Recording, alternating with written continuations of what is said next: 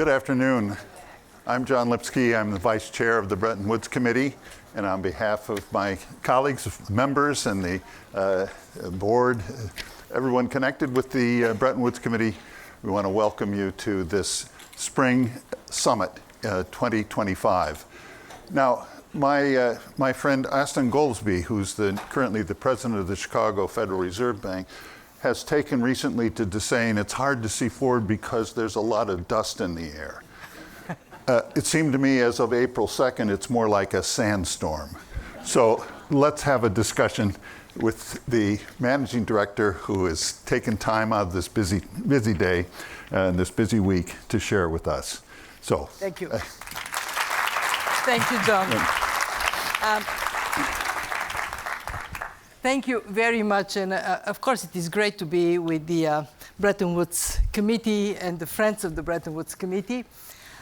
It is indeed time that again puts to the test the resilience of the world economy. But hey, we've been there. We know we can get through it. We published our World Economic Outlook today.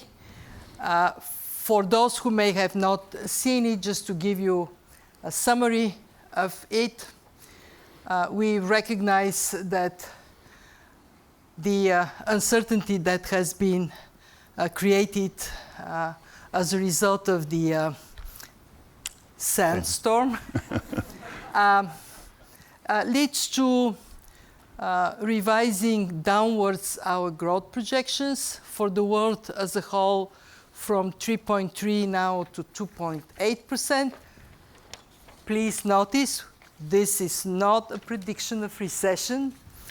And for the majority of our members, with very few exceptions, some downgrades are in place. Advanced economies also 0.5 percentage point downgrade. Emerging markets 0.5 percentage point downgrade. When we look into other important macro aspects of the global outlook, inflation continues to trend downwards with a slightly slower pace.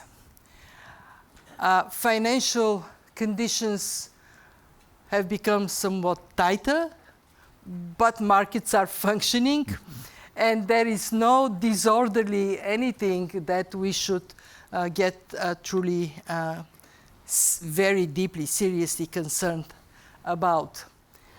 The uncertainty, as we all know, not good for growth because investors are unsure whether to invest. Consumers are unsure whether they should go forward with their purchases.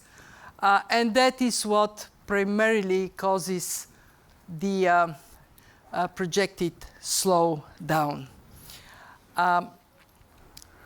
What we are also mindful of is that longer term, should a new world of trade comes to be in permanency, we are likely to see slower productivity growth. Why? Because allocation of resources with the constraint of doing more at home and less trading with others possibly would be less efficient than otherwise. And this is particularly true for smaller economies. What do we do in this environment? What we are very strongly recommending from the fund is first, bring uncertainty down. Find a resolution, come to an agreement of parameters that would then be giving that sense of we know where we are headed. We are here, these are our spring meetings, and this is a very good place, talk with each other, create that sense of we can move to a place where this very heavy cloud of uncertainty, you talk about sand dust, it may be kind of sandy on our heads, that we lift it up. Most importantly, however, we remind our members that whenever you are in a tougher place, a challenge is an opportunity, and the impossible becomes possible. Look at Germany. For many, many years, Germany has been debating whether they should eliminate the debt brake. Where is the debt brake now? Gone. And that is very good for Germany, good for Europe, creates more space, and we hope that that approach to addressing obstacles that for good reasons have been there at this time may help countries to reduce imbalances. China, reduce your imbalance in terms of not consuming domestically enough, create more opportunities for domestic consumption, more incentives for it, take the state to be more appropriately placed in the economy, reduce debt imbalance. In the European Union, are there Europeans in the audience? Yes, I think there. Yes. Okay. Europe can complete the banking union. Europe can move to have a capital markets union. And most importantly, eliminate the barriers among countries in the European Union so they trade among themselves more easily. And here in the United States, budget deficit. Bring it down, that would help the US, and of course, all of this would help the world economy. To all countries that are here, I have one very simple message. Get your own house in order. Mm-hmm. There are reforms on the fiscal side. There are actions related to financial stability, to your financial sector, actions that, taken together, can give you a better standing in a world of more frequent shocks. And finally, I believe we would see more regional cooperation in areas of the world where this makes total sense, whether we talk about ASEAN, or we talk about the Gulf Cooperation Council, or we talk about the communities in Africa that could do better. Or we talk about Central Asia. There is so obviously benefit of stepping up trade among neighbors, creating better conditions for capital flows across borders, and in that sense, very simple. Take challenge, make opportunity. And I hope that we would have some discussions around that at the spring meetings. Mm. So, for sure, in this difficult and uncertain environment, the fund has an important role of analysis, of helping to guide the understanding of the problems and the challenges. Beyond that, what is the appropriate role for the fund in a moment like this? Well, the fund, as many of you know, is created for conditions like this, when there are complexities, where there are difficulties.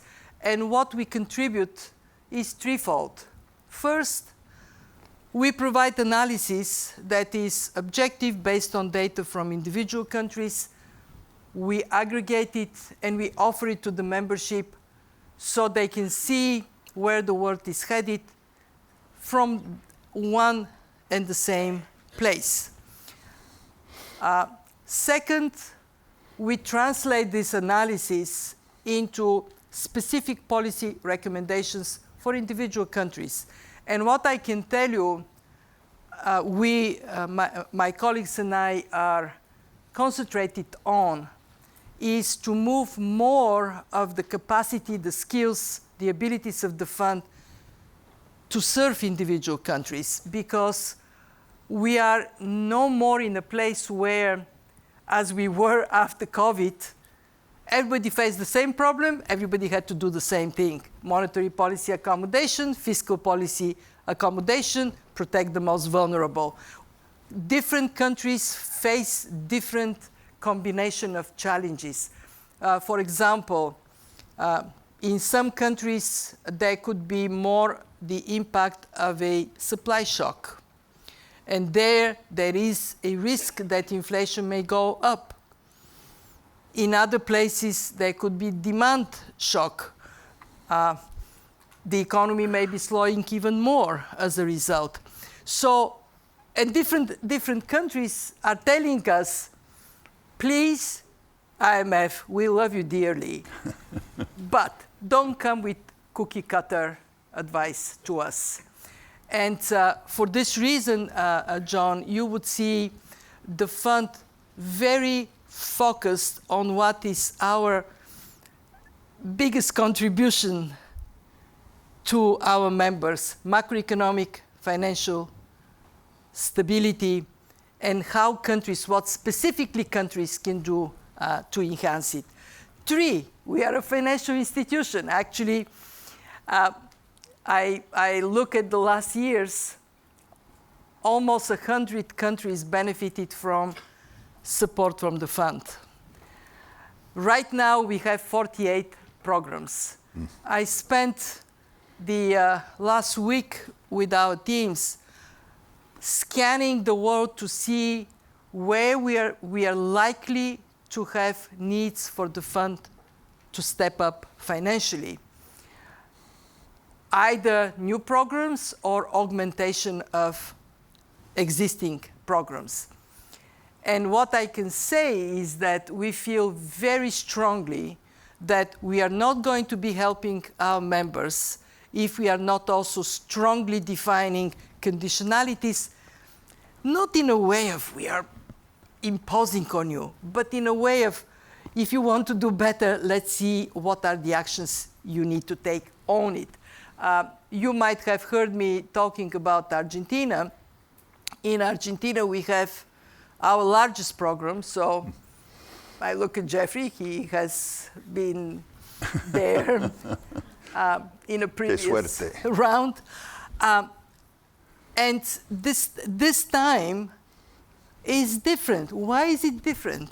Because Argentina owns the program and is willing to take tough action to change the direction of the country. And that is the kind of support we want to give our members. And of course, since you are here, we also want to bring the membership together to get a good discussion around what are the challenges, what can be done about them. Mm-hmm. Now, let me give an advertisement to a publication that I think is underestimated, and that is the Managing Director's Global Policy Agenda, which is an innovation of a few years ago that provides an actual specific description of what the fund, how the fund intends to fulfill its role. What is there particularly notable in the latest edition? And I hope that encourages everybody to take a look. Please do. What is in this edition in comparison to what you have seen, if you looked at it in previous spring and annual meetings, is that this time we thought we need to look into a little bit further into the future. Why? Because we need to decide how to deploy some really important medium-term impacting reviews at the fund. So what you would see is Of course, a lot of attention to the current challenge. In that sense, a simple call: resolve trade tensions. Especially the large economies find a pathway so we can reduce uncertainty, improve conditions for growth. But then we look into what can the fund do to support macroeconomic and financial stability. And we look into what can the fund do in a multipolar world to support strong global financial safety net.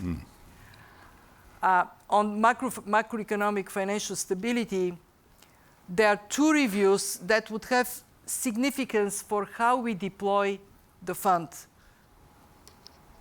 First, review of surveillance. How do we define efficient, effective, impactful surveillance that would help our countries and help the global community? And the second one is review of conditionality. What have we learned from conditionality? What does it mean for our programs? How we can go about it? We also would be looking very carefully into the balance of instruments, our lending instruments. What we all recognize is that we are in a more shock-prone world, so building resilience to shocks really matters. But what does it mean for lending? We have, as you probably know, we have the so-called precautionary lending instruments. How do we use them? What do we, that goes also in the review of conditionality, how do we make them effective, given that this is specifically for countries that are strong, that have strong fundamentals? And then we need to look into the way we design shorter and longer term programs. How do we decide whether it is a 9 months or a 4-year program? And a very important question, I'm sure you have been, if you watch the fund, you know that we are wrestling with it. How do we decide about countries that go on and on and on and on, program after program after program after program? Right now, we have 3 of these countries: Pakistan, Egypt, Argentina. There are some others, but these are particularly noticeable. And what we have agreed with the countries is, look, do it right. Let's imagine a future in which you don't have any more programs with the IMF. What would it take to get there? I started my meetings this year with a meeting with the delegation from Pakistan. And I can tell you the program in Pakistan, disciplined, things are improving, you can see it. The only issue there is stay the course, so we don't meander back into. It was amazing. So we are sitting with the minister. He's great, the finance minister of Pakistan. We are sitting there, and I turn to him, and of course I say, stay the course. So he smiles, he shows me his notes, what he's supposed to tell me, and of course there with big letters, stay the course. That is how we want to get. We want to get ahead of this problem of repeat programs. We also have to recognize that there are cases when actually it would take a long time. And we should not pretend that we have a 4-year program, and it's done. But be honest about it. Define engagement that is a longer-term engagement upfront. You will see in the GPA, I mentioned Global Financial Safety Net. We would be looking more thoroughly into the role of the fund, how we cooperate with other elements of the Global Financial Safety Net, the regional financial arrangements, regional institutions, as well as major central banks, especially major central banks that provide swap lines, often in the context of fund programs. Finally, the GPA is to get a message to everybody. The fund walks its own talk. We give advice to countries, focus, be fiscally responsible. We do the same. Maybe not many of you know, but the fund's budget today is, in real terms, what it was 20 years ago. And that gives me a foot to stand on when I talk to my delegation, say, be fiscally responsible, don't spend money you don't have. Here it is. We stick to it. Very good. But now this sounds like, in addition to dealing with the very short-term challenges and this huge uncertainty, the fund is going to be doing a quite thorough review of how it goes about working. Is this supported by the executive board, I'm sure? Will this be discussed at the IMFC in this meeting? Yes. I should also add that one issue that came time and again in our engagement with the membership was you, the IMF, you give us good advice on macroeconomic and financial stability, but stability has to be for something. It has to be to support growth. Yes. So can you please be also more proactive in helping us lift our growth potential? So you would see in the GPA more attention to the role of structural reforms that are pro-growth and pro-putting the private sector in the driver's seat of economies. We have already discussed it with our board of directors. I can tell you that the reaction, the engagement was very good, and the reaction is very positive. I will present it during the IMFC meeting with the expectation that we would hear back from members. I'm not just looking for endorsement, I'm looking for how can we do really well for you. You want engagement. I want engagement, yes. As well as endorsement. This is great that I also want endorsement, don't get me wrong. But this is great. So dealing with the short term while not losing a focus on how to make the institution work better in the long term. Now, in the short term, one of the problems is, or it looks like it's, if anything, going to get worse, is debt, and especially debt of developing emerging economies. You've been doing a lot of work with this. We've had the common framework has not worked as well as many had hoped. You and President Banga have taken to form the roundtable on debt restructuring. And is that making some progress? Can we look forward to some improvements in how the debt restructuring mechanisms will work? Let me start by saying that the debt landscape is very different today than it was 15, 20, 30 years ago. It is a kind of multipolar world, and within it, private sector plays a role, public sector plays a role, traditional, non-traditional lenders. I just spent an hour and a half with the Africa Caucus, and you wouldn't be surprised, for them this is a central issue. We talk a lot about it. And what we recognize is that today, dealing with debt is like herding cats. And I was talking to the minister from Ghana. They have had a real cat herding exercise in that restructuring. I asked him, scratches, do you have some? He says, oh, yes, I do. It is important to not be naive about the complexity that most cases, not all cases, but most cases of high debt vulnerability present.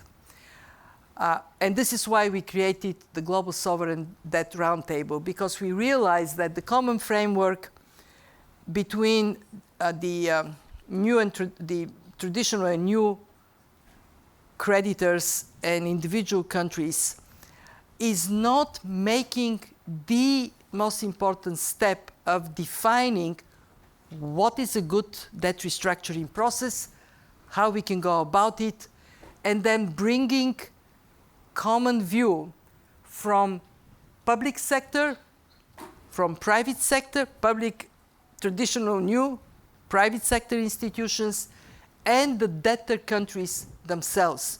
So we sit around the table, we identify what are the challenges, and then we work through those to come up with a solution, a path to solution.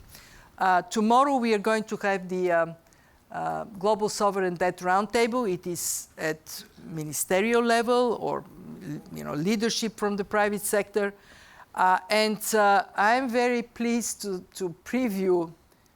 Maybe I shouldn't preview, so bad luck, it goes away. But what we are aiming is to have a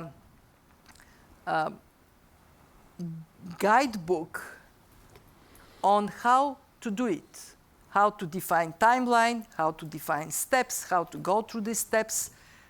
And this kind of playbook for debt restructuring is now endorsed by everybody. Meaning that we expect that the next country we go to do debt restructuring, we use the playbook. It may sound like not a big deal. It's actually a big deal. It's a big deal. I also heard from the Africa caucus something that I'm going to discuss in details with my colleagues.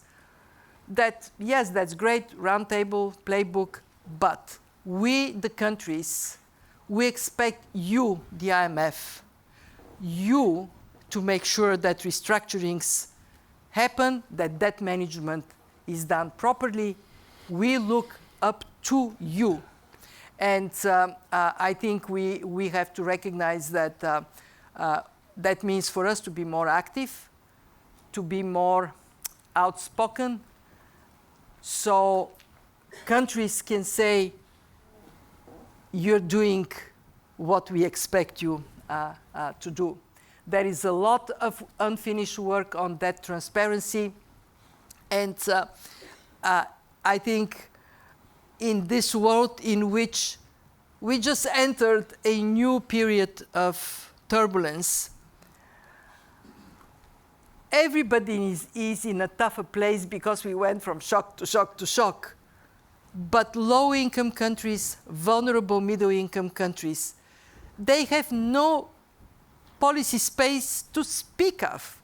Their debt levels are now eating precious resources in a way that is truly devastating. So we have to take this task seriously. We have had successes. I actually was looking at the numbers. Median emerging market economy, external debt service to revenue is now twice as high as it was a decade ago. From 7% in 2014, it went up to 14%. I mean, just imagine what it is. You have your revenues squeezed by, shrinking by 14% in this moment in time. So yes, we would do this, but we also are, again, I go back to our focus. We also would do more in technical assistance, in policy advice for debt management. And I also heard this from countries. They say, sometimes we feel when we come to these debt discussions, we feel like babes in the wood. Here are the wolves, and we need to somehow handle them. Help us in capacity. Also, be there for us. If you need your analysis, please be there to help us. Yes. And as you know, the Bretton Woods Committee has viewed this as an extremely important issue. I know, yes. And thank you for what you have presented to us. Well, and thank you for taking it forward, and let's hope you haven't jinxed the outcome of the roundtable and you have some real success to talk about. So my plea to the audience and a little prayer. Please play book, come true tomorrow. One last topic. We're in the midst of some pretty rapid change in terms of the role of the digital everything, but the digital finance. And this is taking various forms. As you know, in some of the member countries, it seems there's real intent to produce central bank digital currencies. Other places, like in the United States, more interest in stable coins. But in essence, it looks like the financial system may be changing in many important ways. What is the fund's view and what is the fund's engagement in helping to not just understand, but to design the architecture for a digital world? It is already changing, and it is changing in a fairly diverse way across the globe. As you said, there are countries that are pursuing central bank digital currencies. There are countries that are absolutely not going to go for CBDCs. There are countries that are going for stable coins, and there are countries that absolutely ban stable coins. So how do countries make these choices? They have actually turned to us. This is the area where we're getting fastest growth of demand for technical assistance. And what we do is we identify obviously we don't know technology. We take for given this is the technology that is in place. But then what we look into is when this technology is applied, what are the opportunities for countries in cutting down costs of transactions, in facilitating economic activities? What are the risks? And the risks are threefold. One, risk to financial stability. If you get willy-nilly into a place not quite knowing how that may blossom, you may have trouble. Two, we have recognized that quite a number of countries, including large economies like India, are very concerned about their monetary policy sovereignty. They are concerned that, say, dollar stablecoin can invade their policy space and then push the rupiah into a tough place. And three, how do we connect different choices? How can we ensure interoperability in this more diverse world? We see our role in being in responding to demand from members, but also engaging with others, with standard setters, engaging with BIS that has advanced a lot on innovation, with the Financial Stability Board, so we can collectively come up with a good pathway. Technology is very valuable.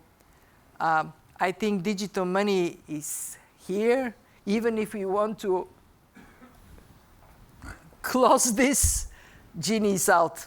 Mm-hmm. And the question is how to make a rational, how to minimize risks, how to enhance opportunities, and most importantly, how to provide knowledge to countries about what is going on and how they find their place in it. So you're happy with the level of fund engagement in developing this area? I'm happy. You ask my team that works on digital money, they would say, oh, no, we should be doing more. No, I'm actually quite happy. I think that we have positioned the fund. We actually spent time to say, Jeffrey was with us at that time, to say, what is the role of the fund in digital money? And then define comparative advantage, what other people are doing, and not go there, but do what we can do to contribute. So yes. Well, thank you. I think we've heard a very clear message. The fund is very focused on dealing with what's in front of us with the sandstorm, but is also thinking creatively and importantly on the future beyond the sandstorm. Managing Director, thank you so much for the time, and thank you for your service. Thank you. Thank you, John. Thank you. Thank you very much.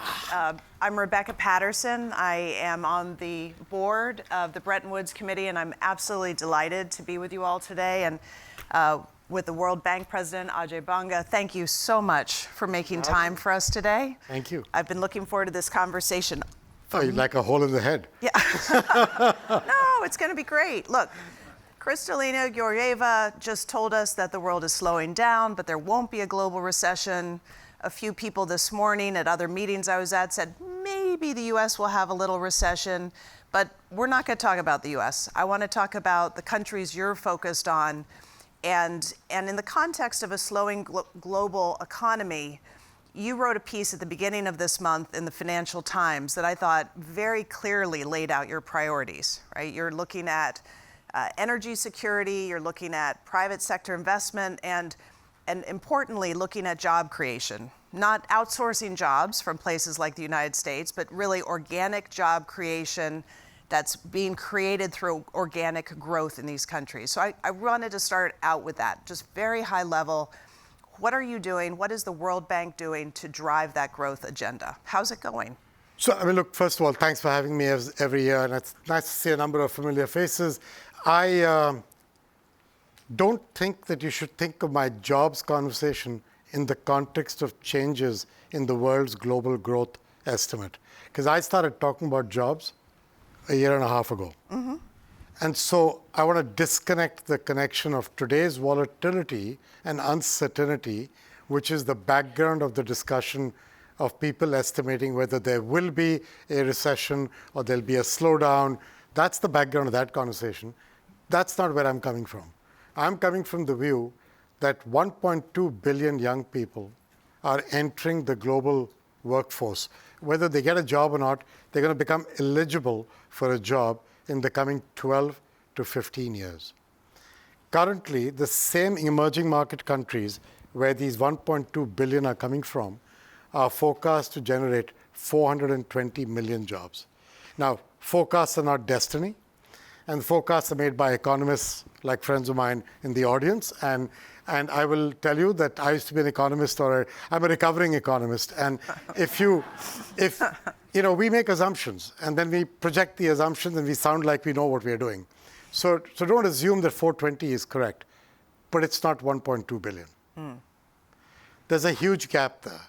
And that gap, to me, is a very serious challenge, both for global consumption and its growth, but also for what I'm really worried about, which is fragility, conflict, violence, illegal migration, that stuff. Mm-hmm. And so my view is we don't have 25 years to figure this out. We've got a decade to get ahead of this issue. And if you want to have this demographic dividend not be it should be a light at the end of the tunnel, not a train coming our way, then we need to get ahead of this on jobs. That's where I was coming from. Of course, you can't generate jobs without growth. That's Kristalina's point. But I think it's way beyond that, because growth by itself doesn't generate jobs. You can get growth with a lower level of job creation, or you can get targeted work and policies. So, for example, our Jobs Council, which is chaired by President Tharman of Singapore and former President Michelle Bachelet of Chile, we just had our meeting yesterday as well again. And we had a big jobs kickoff meeting a little while ago in the World Bank. And essentially, we've got three things that need to happen. Infrastructure, which enables, bridges, roads, airports, schooling, education, healthcare, digital, electricity, stuff like that. Regulations that enable the flywheel to work. Land reform, labor reform, bankruptcy law, mobile collateral law, electricity tariffs, those kinds of words. And then you need to get the private sector, whether small, medium, large, global or local, farmers or businesses, to actually generate the jobs. That connection of the three, we think we are uniquely positioned to help. We have IDA and IBRD that do infrastructure. We have the Knowledge Bank that understands regulatory reform. And more, we are putting our policy budgetary support to countries directly connected to changes in laws. Today, 54% of our budgetary support is paid on a pay-for-results basis. You change the law, we'll give you the money. You don't change the law, you're not getting the money. So to give you an example, if I want you to make the utility, electricity utility in your country more capable of surviving, that means you need to change the tariffs you charge. Ideally, you should charge more from people who can afford to pay more and less from people who can't afford it. So rather than just raise the price across the board, you need intelligent meters to be installed. You need the cost for that. I'll cover that through a budgetary operation. Mm-hmm. But I'll give it to you if you announce the change in policy. See what I mean? Mm-hmm. And then you can get the private sector with IFC and MIGA and ICSID, our Settlement of Investment Dispute Arm, to kind of help get that flywheel going. That's what we're talking about.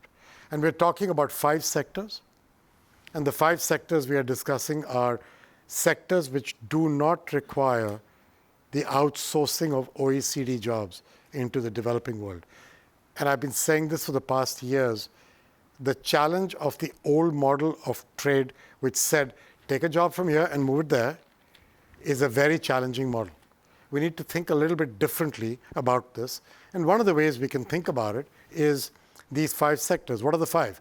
Infrastructure, bridges, roads, airports, stuff, constructed.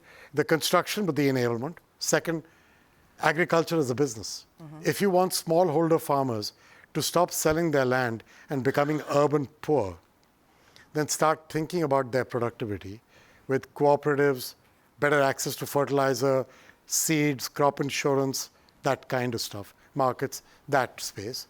Third is primary healthcare, not just because you'll get a healthier workforce, but because you will get employment for nurses, medical diagnostic technicians, midwives, PPE manufacturing, pharma manufacturing, that space. Fourth is tourism, with all the benefits it brings. And fifth is manufacturing, both for local consumption and regional and bilateral deals. But take minerals and metals that the emerging markets are full of. If you start doing the right kind of value-added manufacturing locally, then everyone benefits. Mm-hmm.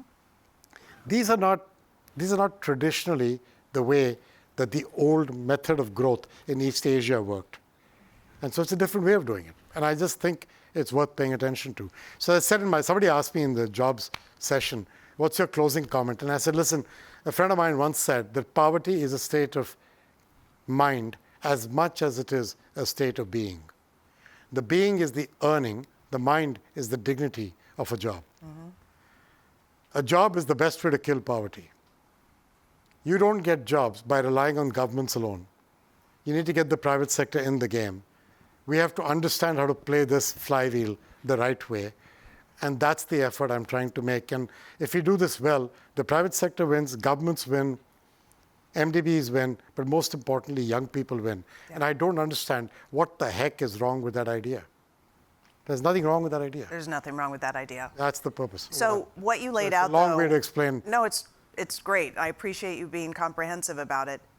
We're talking about trying to get a lot done in a decade or so. So these young people coming up in age are going to have jobs. We don't have that migration, social unrest, et cetera, right? We have the positive light instead of the train wreck. But getting all that done in what frankly is a short period of time requires moving pretty quickly, being very efficient. And I've had the opportunity to hear you here before, and you've talked a lot since you joined the World Bank almost 2 years ago now about efficiency and making the World Bank operate more efficiently. And you've talked about markers you have, things you're doing. Give us an update. How is that going? By the way, just before I do that, the effort to connect 300 million people to electricity in Africa, yes, which we call M300, is built on the premise of getting the right regulatory reform done in countries for the private sector to come in. And that's a great example of this, right? 300 people in 300 million, people in Africa by 2030. Yeah. That is fast. Yeah. So if you're going to get that done on time or close to on time, I'm going to give it to you. You're going to be on time. Then you've got to do this super efficiently. How do you do it? Well, so you do various things. And the first thing is you get the bank to be more efficient and faster. So it used to take us 19 months on the average to take a project from conversation to approval through the board. We're now down to 14 months, and my target is 12 by the end of Jan. I think a couple of my regions are already below 12. A couple of them are still higher than 12. So I got to figure out where the average comes in. But more importantly, inside the average are lots of projects that are getting approved in 30, 60, and 90 days. That's great. So a healthcare clinic set in Kenya is approved in 30 days. A correspondent banking system for the Pacific Islands to enable them to continue to offer banking, which otherwise was becoming a problem, was approved from start to finish in 8 months. But a hydroelectric dam in Central Asia will take 3 years because it's complicated. Yeah. It's got all kinds of implications, from construction challenges to land acquisition challenges to ESF issues. It's got hair on it, right? Like me. So the trouble is, you gotta treat that differently from somebody else. And that's the kind of thing that's inside the 12-month average.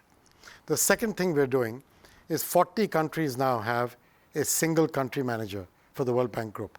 No longer an IFC head, no longer a IBRD ID head. It's one person. So you as a client in the country have one person to go to. You don't have to go to the same project. It's a public-private partnership. I got to get IDA to do this and IFC to do that, and you go to one person, one system through it. We signed in collaboration with the Asian Development Bank. We've now signed what people have wanted for 35 years, a full mutual reliance framework. What does that mean in English? If I do due diligence and they're co-financing with me, they accept my due diligence. If they do it, I take it. Which means you as a client don't go through 2 diligences with banks, you go through one.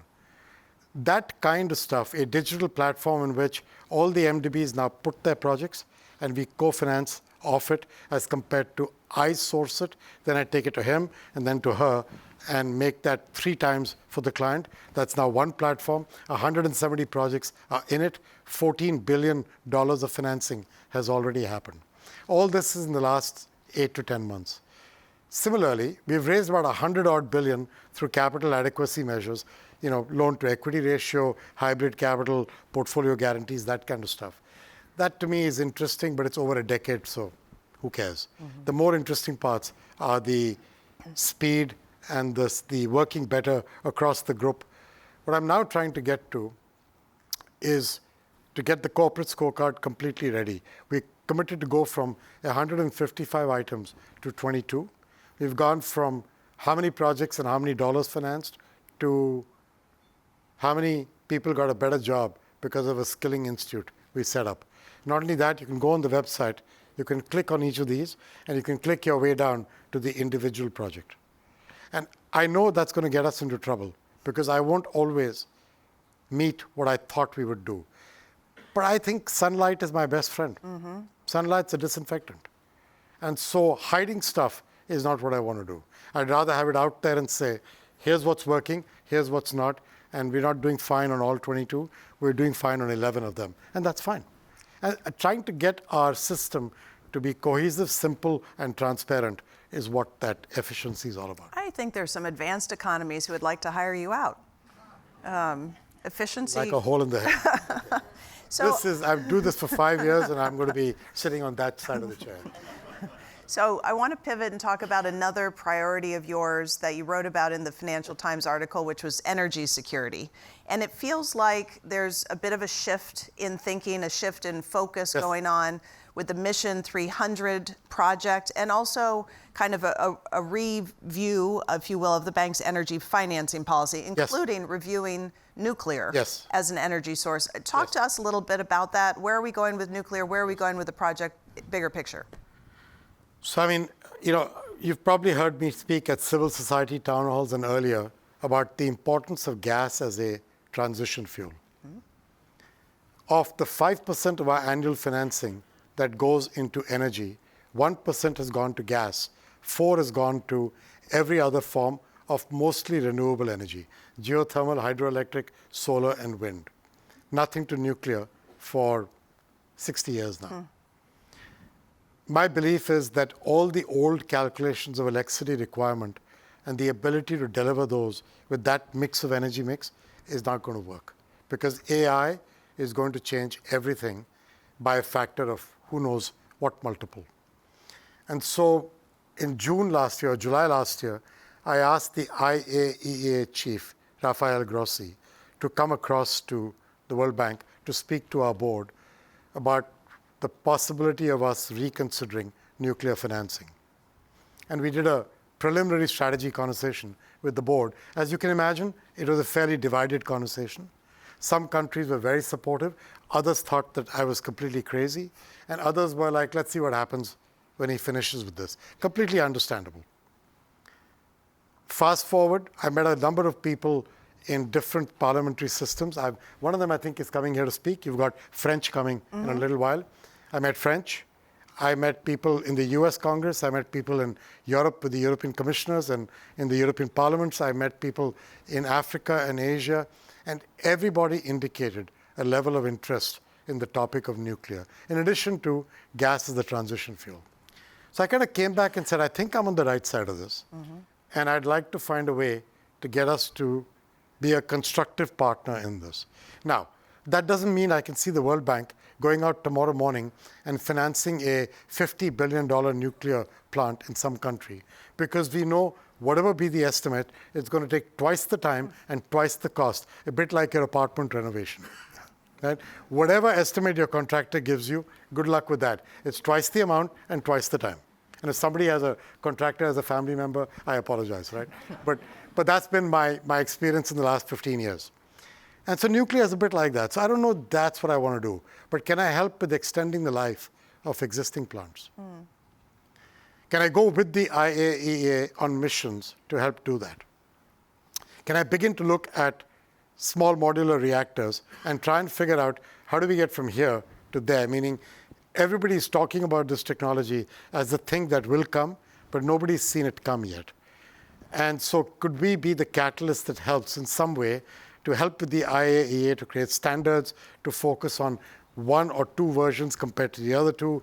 Could we take a position of, like in solar cells or computer chips, if you place a last enough order, will you bring down the cost per unit? I don't know.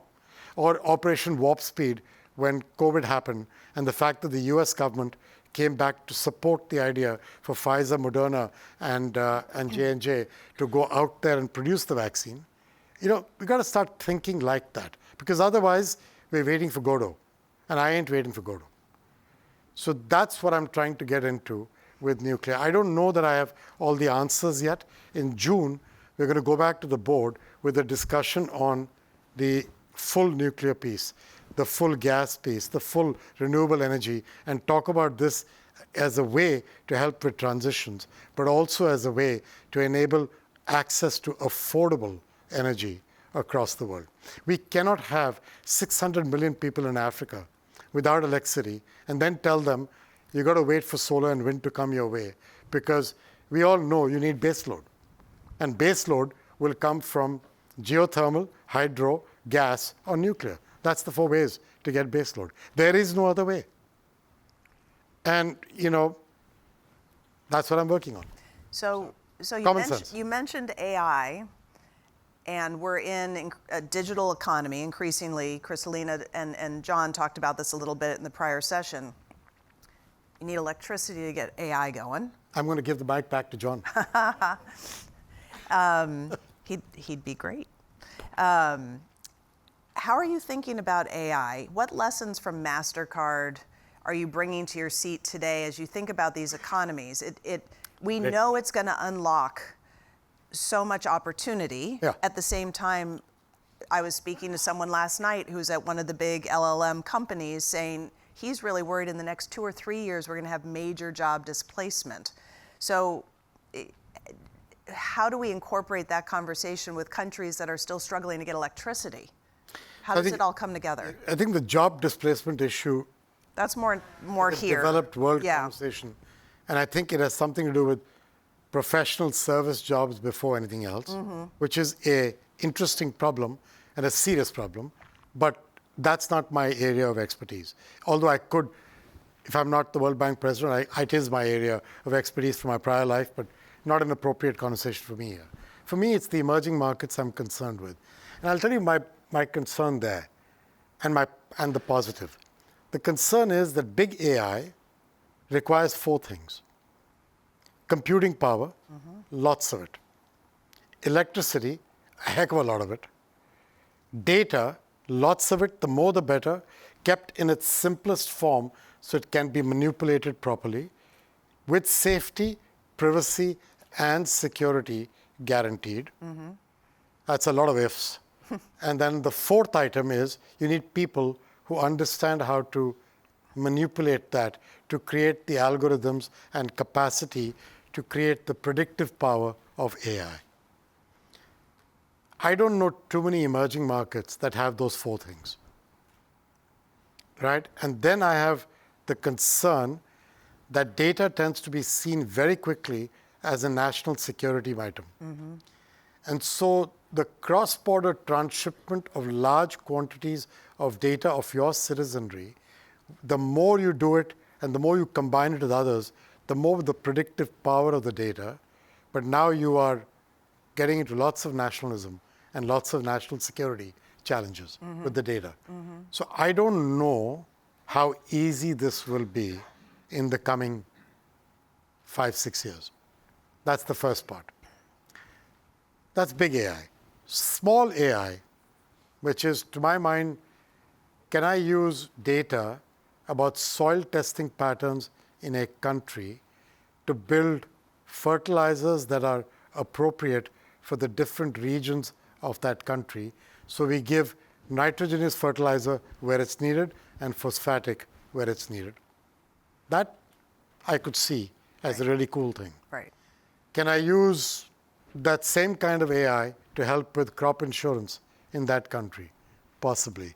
So I want to divorce this global AI concept with large OECD Chinese firms who will fight for supremacy. And that's a fair fight. That is my prior life. It's perfectly fine.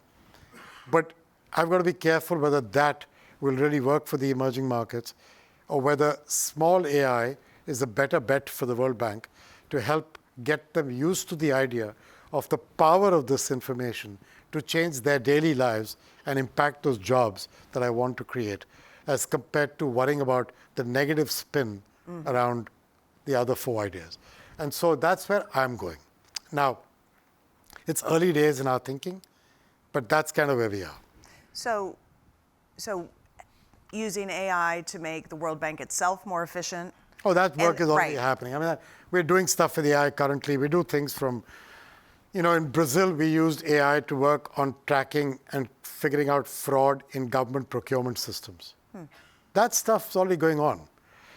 I'm declaring that as it'll happen and it'll grow. Right. I'm talking about a much bigger concept. Getting it into some of the emerging Into markets every so they can get country's- used to it and it You can got it. become part of the ecosystem, You even got if it. they're not the next OpenAI or Anthropic. You got it. Yes. Employees and working with the countries we're already working with to start using AI, you should take that as something I'm doing anyway. Yeah. I'm just talking about a much bigger issue. That's good. I didn't realize you were using it so much within the World Bank. It's there I just give you the example of Brazil. I could give you examples of underwriting for MSMEs and for micro entrepreneurs. There's a whole series of uses.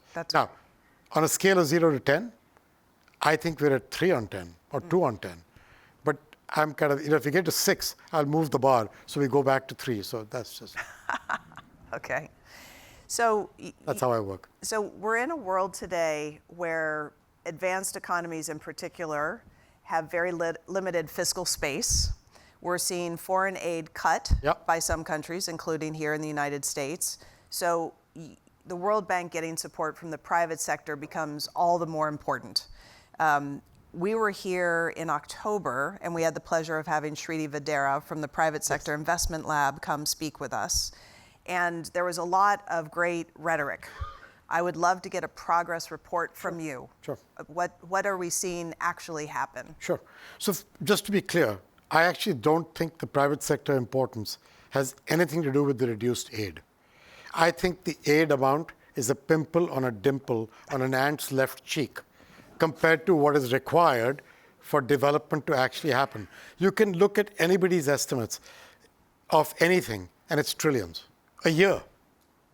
Whether it's energy, it's poverty, it's food security, it's trillions. So if aid reduces in ODA terms from X% to Y%, that's lovely, it's a rounding error. The real issue is there is not enough money in governments, even the richest ones. There isn't enough money in MDB balance sheets, no matter how many tricks we play with loan to equity ratios and hybrid capital and portfolio guarantees and all that. And there isn't enough money in philanthropies either. You have to get the private sector where it makes business sense with the right rules of the game to be a player in that space.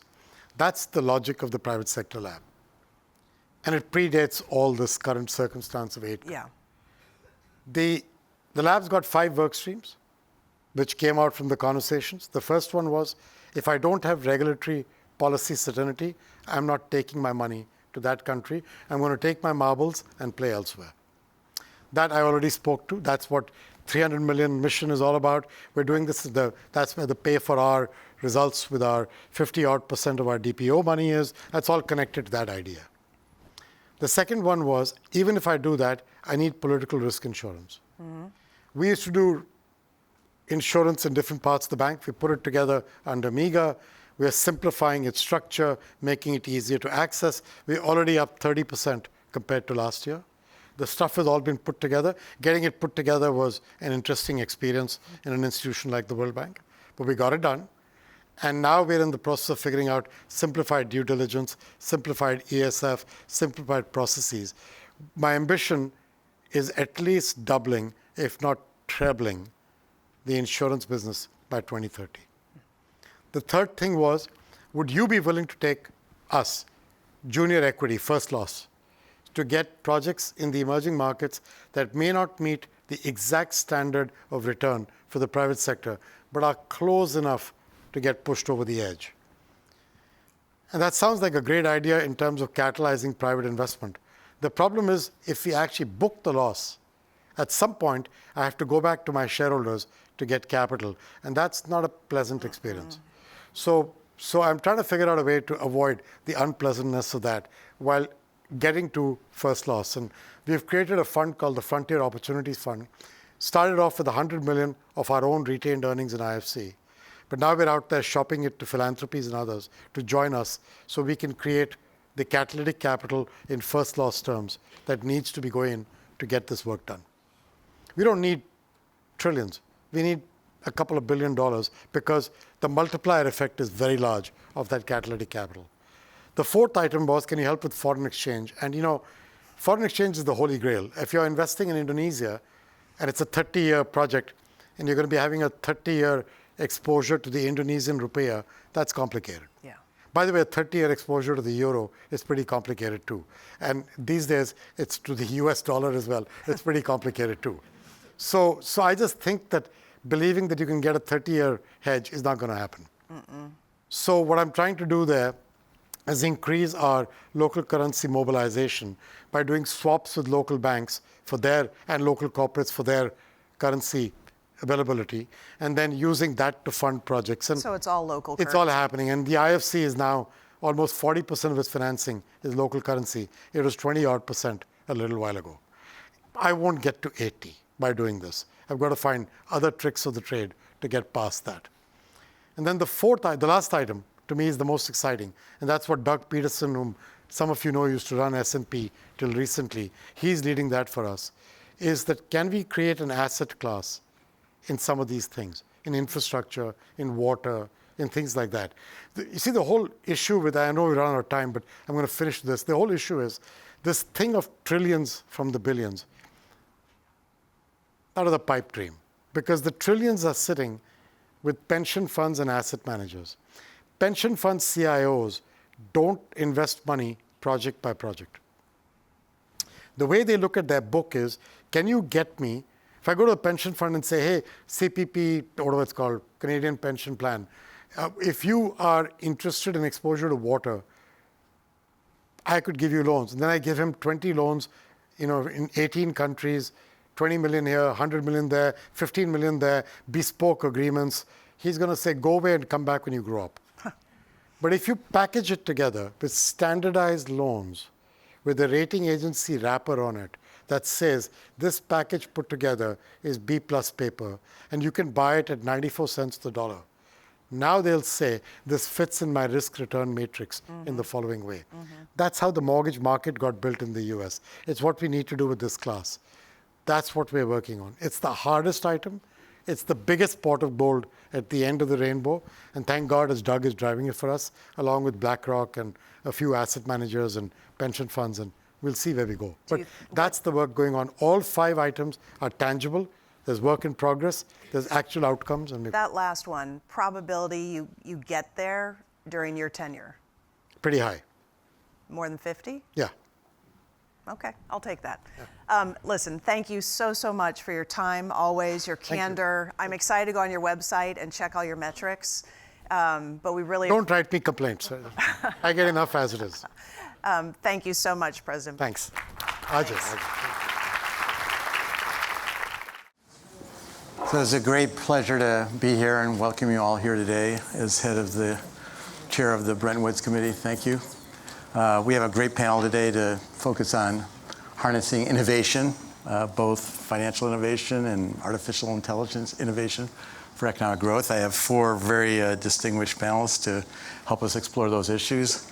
I'm going to start with the official people, Klaas, who's the president of the Netherlands Central Bank. He's been president for quite some time, even though you're much, much younger than I am. And he's head of the Financial Stability Board, which plays a very important role in digital finance space. Next to Klaas, Hester Peirce, who's a commissioner of the SEC, and she's chair of the SEC's crypto task force. Next to me, Dante Disparte, who's the Chief Strategy Officer, Head of Global Policy and Operations at Circle. And at the far end, my colleague, and we've worked a lot together on BWC papers, Siddharth Tiwari, who's a senior advisor to India as India's taking on the G20 presidency, and he's a vice president at the International Finance Forum. So I'm going to plunge right in, ask the first question. So this is a very broad one. What financial innovations do you think have the greatest potential to enhance productivity and increase inclusion? So why don't I start with you, and we'll just go down the line. All right. Well, first of all, it is an honor to be on the stage with such an august group, and great to share a stage with you again, Bill. So there's one piece of the puzzle which is, I think, fair to ask in this environment. We're living in a global economy where we have to do more with less. I think that's the broad value proposition that we're all contending with. And so technology and innovation, for the sake of it, is not the answer. The answer, and I think so many people have asked this of my industry, digital assets and crypto, is why are we doing this in the first place? And I've always tried to anchor the way I've approached it and the way we've approached this at Circle from the lens of we're trying to complete unfinished work, either in the payment system or in the banking system. And so that to me is often the best framing. If your financial needs took bank holidays, then there was no reason to innovate around banking and payments. But the fact is, you and I can't wait necessarily for fast payments. And so if you were looking at just the architecture of moving money around the world, around and outside of the walled garden environments, then we need infrastructure that could actually reach people in a device-centric way. So that's always one of the starting points. And so therein, it's hard to ignore the benefits of open blockchain infrastructure, for example, as a common ledger. Financial services shareware would be one good way to describe it, as a common ledger that enables this activity to at least have the common ledger be the medium of exchange, or the rails.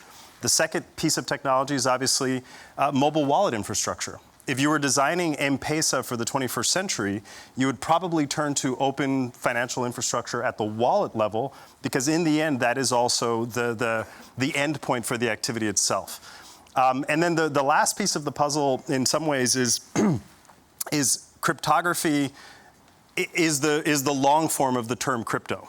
Unfortunately, the term crypto is evocative in the minds of its opponents and proponents of very opposite ends of the spectrum. But if you use the long form, cryptography, it's the same technology that allows these flights that we take to have redundant systems and to have the presumption of privacy, for example, in our financial lives. I think those are very powerful core technologies that over time, we're definancializing the technology itself and starting to see it for what it is, general purpose infrastructure that incumbent institutions and startups alike can use to go places where money could not go if it just stayed analog. So I'm going to beg off a little bit in the sense that I'm a regulator, not a technologist, so it's a little bit hard for me to identify those trends ahead of time. But I will say one thing I find promising is technologies that can disintermediate, that can take away the big central intermediaries and allow people to engage in peer-to-peer transactions that can lead to a more resilient financial system, and it can also lead to an elimination of barriers to entry that may have existed in the past for certain people. It makes it easier for everyone to participate in the financial system on the same terms. So that's something I'm excited about. Well, Hester said it very well. As a regulator, of course, it's not our role to pick the winners here in the industry. What our motto in dealing with digital innovation has always been that we want to try to harness the benefits while mitigating the risk. And these are two sides of the same coin, as far as we are concerned. Obviously, digital innovation has a lot of promise when it comes to increased efficiencies, better tailored customer propositions, also better possibilities for financial inclusion. But at the same time, if you think about the other side of the coin, the risks, many of the risks are actually not all that different from the traditional risks that we see in the financial system: credit and liquidity risks, operational risks, governance risks. They just manifest themselves in a different way than traditional financial products do. But our role is really to be as technology neutral as possible. So we try to put in place the safeguards or the guardrails, however you want to name it. And within these guardrails, obviously, there should be room for financial innovation. And then it's for those in the industry to decide what will be the winners within these restrictions. Okay, so I'm going to take a different angle on this. Global growth this morning got revised down to 2.8%. And for the next 30, 40 years, 3/4 is going to come from middle, low-income countries, and largely from Asia. So the question is, what kind of technology is useful for keeping growth up in Asia? Excluding China, there's a demographic dividend. The median age is 28. So you can join the dots that technology is really important. And in Asia, digital public infrastructure powered by AI will be the single most important driver of growth, of increase in productivity in the next 10 to 15 years, and the single vehicle to scale it up, to go from 1 to 1 billion in 2 to 3 years. And so many of you are thinking, oh, he's pushing in the area of getting the state involved and all that. Absolutely not. Digital public infrastructure started in the US. Internet and GPS are two prime examples that the Department of Defense gave us. And the private sector built on that. So the estimates are that increase in growth is anywhere from 5 to 10%. These are large numbers. In Asia, Estonia is 2% a year that they've been able to get. The work done at BIS earlier said that not only does it allow you to leapfrog, meaning that India, through its digital public infrastructure, was able to do in the financial sector in 8 years, where traditional processes would have taken 50 years to do. But importantly, it targets the marginalized groups. And those are the groups that get left behind in the traditional development model. So if you look at the Indian story, the marginalized groups, men and women, rich and poor, high school education, without education, employed, unemployed, the gaps went from high teens to low single digits. And so that's the push that is needed in Asia to get there. The risks are obvious, and we can talk about it a bit later. But that's, I think, a single major push. I think the financial inclusion is also a potential huge benefit, and that's particularly important in low-income countries. I mean, Africa, for example, could benefit enormously by having a digital infrastructure because the continent is pretty broken up into a lot of different countries. There's not a lot of trade between African countries with each other. And so you can certainly imagine a system that allows for more savings, more capital deepening, more investment. And so it's not just about the financial instruments, what the macroeconomic consequence of having that is. I'm going to turn to a much more narrow subject now, which is stablecoins. I'm going to turn to Klaas and Dante on this. So stablecoins, the Financial Stability Board has laid out some regulatory principles for how responsible innovation would look like for stablecoins and digital assets.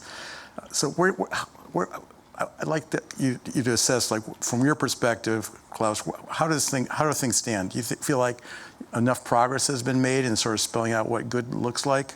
And if we do get the appropriate regulatory regime, what kind of benefits do you think that would unlock? So Klaas first, and then Dante.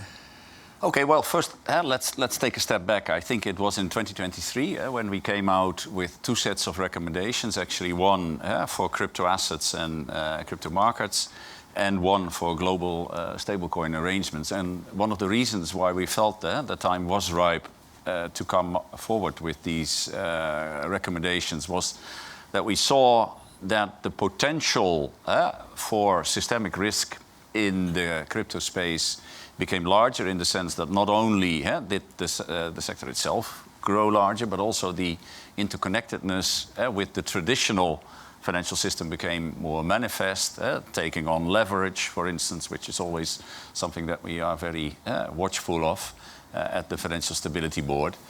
And so we came forward with two sets of recommendations, also because we fundamentally believed that these were two different types of animals.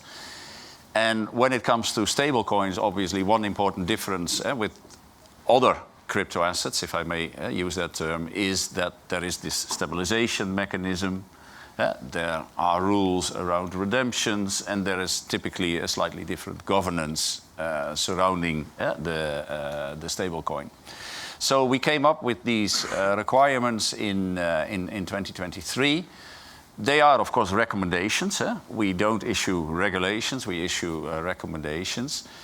And it was crystal clear, and it continues to be crystal clear, that these recommendations can only be successful if there is some form of global implementation. Because if there is one business that is cross-border, nowadays you can take a server under your arm and put it in any jurisdiction and start issuing digital assets if you want to do so. So these recommendations set a sort of minimum standard. They are not very prescriptive, and they are meant to be not very prescriptive, in the sense that we do believe that jurisdictions have their own specificities and should therefore also have the space to implement. But as I already said, they can only be effective if there is global implementation. Now, implementation is, I think, variable. Some jurisdictions are a bit farther progressed than others. We will have an implementation review that we will carry out this year to take stock of where we exactly are in implementation.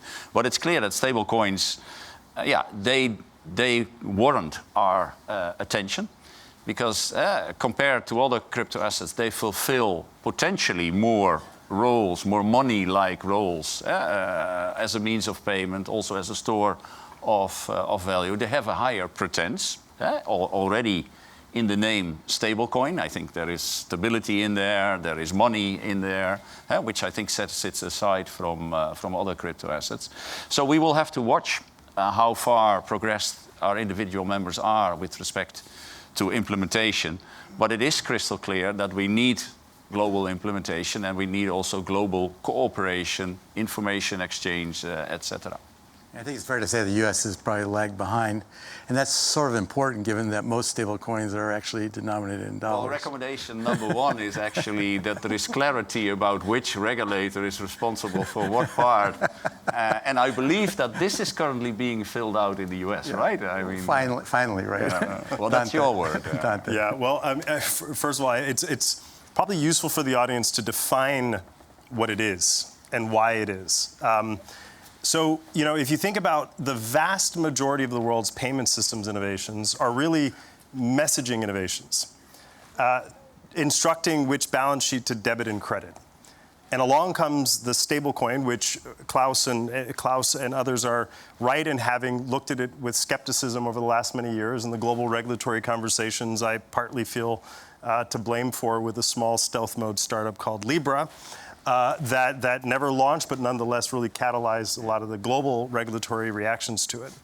But why it's a breakthrough in payments is because for the first time we now have an asset that can achieve settlement finality the moment the sender and the receiver send it to each other.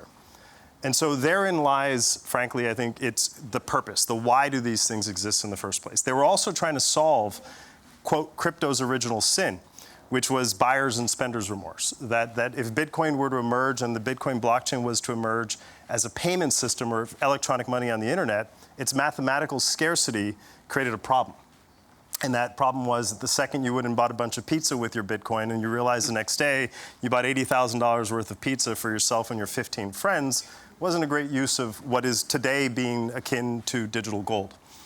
But at the same time, any stablecoin issuer that ignored the pre-existence of electronic money rules, state-based oversight, and here in the United States of money transmission and payment activities, did so at their own peril. And so you had quite a lot of examples of stable and name-only coins like Terra Luna, which famously blew up over the course of a weekend, and many others. And so the category now lives, frankly, if you're a stablecoin issuer and you choose to be unregulated, it's because you chose to be unregulated. Even here in the United States, we have two pieces of legislation that advance that. Our model is laissez-faire. If you're going to do nothing, at least do no harm. And it's not surprising that the dollar is the reigning currency in the age of the internet. But it would be helpful to actually have federal rules so that companies like mine don't face the rest of the world and have dollars more regulated in Europe or elsewhere around the world than we have here in the United States. But that's the whole function of this activity. And I think Sir John Cunliffe, formerly with the Bank of England, said, the firms that survive these, quote, crypto winters and blowups may very well be the Amazons of the future.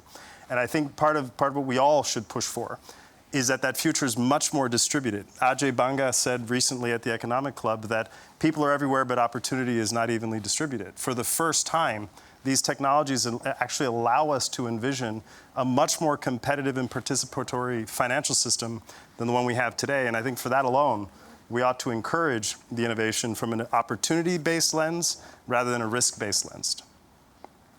Thank you. I'm going to ask Commissioner Peirce about a comment she made 5 years ago. She said that dealing with the SEC on crypto assets was like a regulatory version of an escape room. I've never been in an escape room, but apparently it's like you're looking for clues to try to solve some sort of problem, and apparently very difficult to get out of the escape room. So I'm curious, Commissioner Peirce, as chair of the SEC Crypto Task Force, how are you going to resolve this escape room problem? Well, I hope more successfully than I did when I was in an actual escape room where I did not manage to get out without help from the Deus Ex Machina. So this time we're trying to make the clues a little bit easier. And what we're trying to do is essentially identify areas where things are not within our jurisdiction. So speaking of stablecoins, the staff put out a statement recently saying, stablecoins that meet these criteria are not within the securities realm, and I think that's helpful for people to know. And then we're trying to identify things that are within our jurisdiction, and with things within our jurisdiction, we're trying to work to provide guidance around disclosure, and then also guidance around registration in a way that's achieves the objectives of the SEC, but is also commercially feasible. And so I think that we can get there with with some interim steps of providing guidance, and then we're working toward longer steps of regulatory clarity, and then of course working with Congress as they're working on legislation. And I think that that method will be very helpful. We're trying to get a lot of input from people. We're having roundtables. We have one coming up on Friday. We're meeting with lots of people, getting written input, and I think trying to do this in a way that makes sure we're taking into account the pain points that people have, but also the need that people have for good disclosure so that they can make good decisions about whether or not to participate in this. And we've seen a lot of interest, so I think it's positive, but a lot of work. So I'm going to ask you a follow-up question. So stablecoin, is it a commodity, is it a security, or is it money? Well, I mean, I think that's what some of the fight I has been think about. our point is to say, look, it's not, you know, if you take a stable coin that's not paying a yield, it's not within the security category, and you know what we did lines up, I think, well with what Congress is working on, and so I think then it's likely that stable coins, and I should let Dante speak to where he thinks this will end up, but I think it's likely that stable coins will end up in the prudential regulator's wheelhouse instead of the SEC's wheelhouse. Yeah, I think it's probably right. I'm going to turn to Siddharth and contrast India and Asia with the U.S., where there's been a lot more progress made. So what is it about India and Asia more broadly that's able to make so much progress in terms of faster payments, digital finance? I mean, it stands in stark contrast to the U.S. I mean, if you look in the United States, for example, you have FedNow, and CHIPS has a fast payments system, but the usage is like de minimis. And in India, it's a really important part of the financial infrastructure. So I'm going to borrow a little bit from Bill's work that all of you should read, but embed it in the Indian structure. So I'll talk a little about the financial sector, but it's equally applicable to health, education, e-commerce across the board. So 4 points. One, the initial conditions matter. There was no legacy system. There were no cards like the US, totally dominated by cards. There was no e-commerce. China completely dominated by Alipay and WhatsApp Pay. It's a region where there are low-ticket, high-volume transactions. And so you have to get to 1 billion really fast, otherwise it's not going to work. So what was important here, supportive policy framework. In most of these countries, the government has taken the initial step to define in broad terms what the agenda is. I think in many of these, the financial system has been the first to digitalize. So you need a supportive central bank in this setting. And if the financial system digitalizes, the best practices, like whether it's open, interoperable, and all, they cascade down to other sectors. China, US did not do that. So you had the e-commerce sector digitalize, Amazon, Tencent, and you end up with what we were talking earlier about walled gardens that are completely insulated from competition. So that's an important thing to keep in mind. Then the design principles, which are fairly clear. It needs to be open. It needs to be interoperable. One key thing in Asia, as opposed to US and Europe, is that it needs to be modular and reusable. These monolith systems that are massive, they're very expensive. Second, the upgrade in technology, it's really expensive to do it. And they don't last. In Asia, largely speaking, these systems are fintech, big tech friendly. Like if you look at the Indian payment system, Google Pay, WhatsApp Pay are riding the payment rails, and they have no problem in doing it. But it needs to settle inside the regulated sector. And so there's a good combination of regular financial sector and big tech, fintech. Needs to be AI compatible. The Indian payment system is in English. There are 24 other languages. in maybe 6 to 9 months, everyone will be able to access it in 26 languages. So that's, again, a big jump. It's today operating at 18 billion transactions a month. Do the arithmetic, it's over 200 billion a year. That's massive. Another 6 months, it will be 1 billion a day. So that's the scale up that's needed. Implementation is key.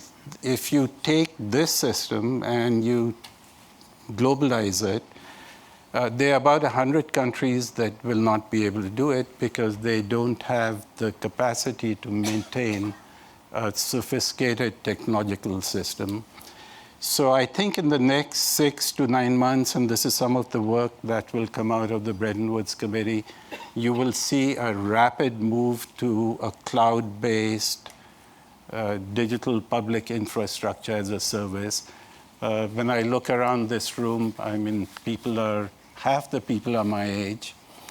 So when we were working, we all had these departments in our institutions who would write the programs, and then we would have to do it. Today it's SaaS. Software is in the cloud, everyone gets it down. So that's where this is going.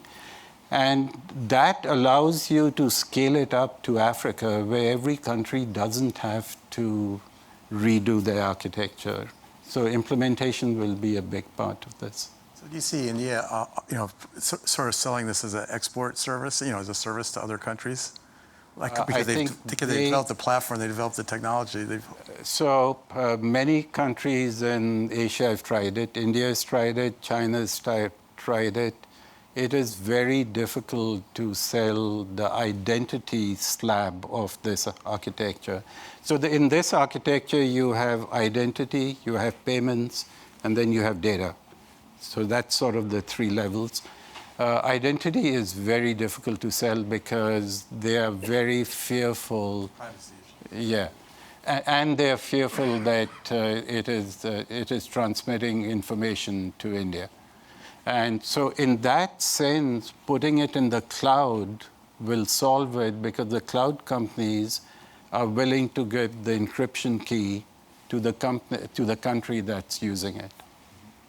Interesting. I'm going to ask a question for all of you.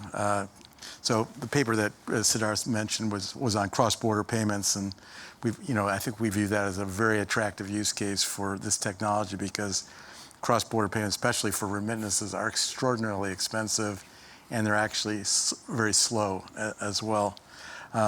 So the interesting question I have is how do you, and there's some countries that have made quite a bit of progress, and there's Project Nexus that the BIS is putting in place for interlinking a number of Asian countries.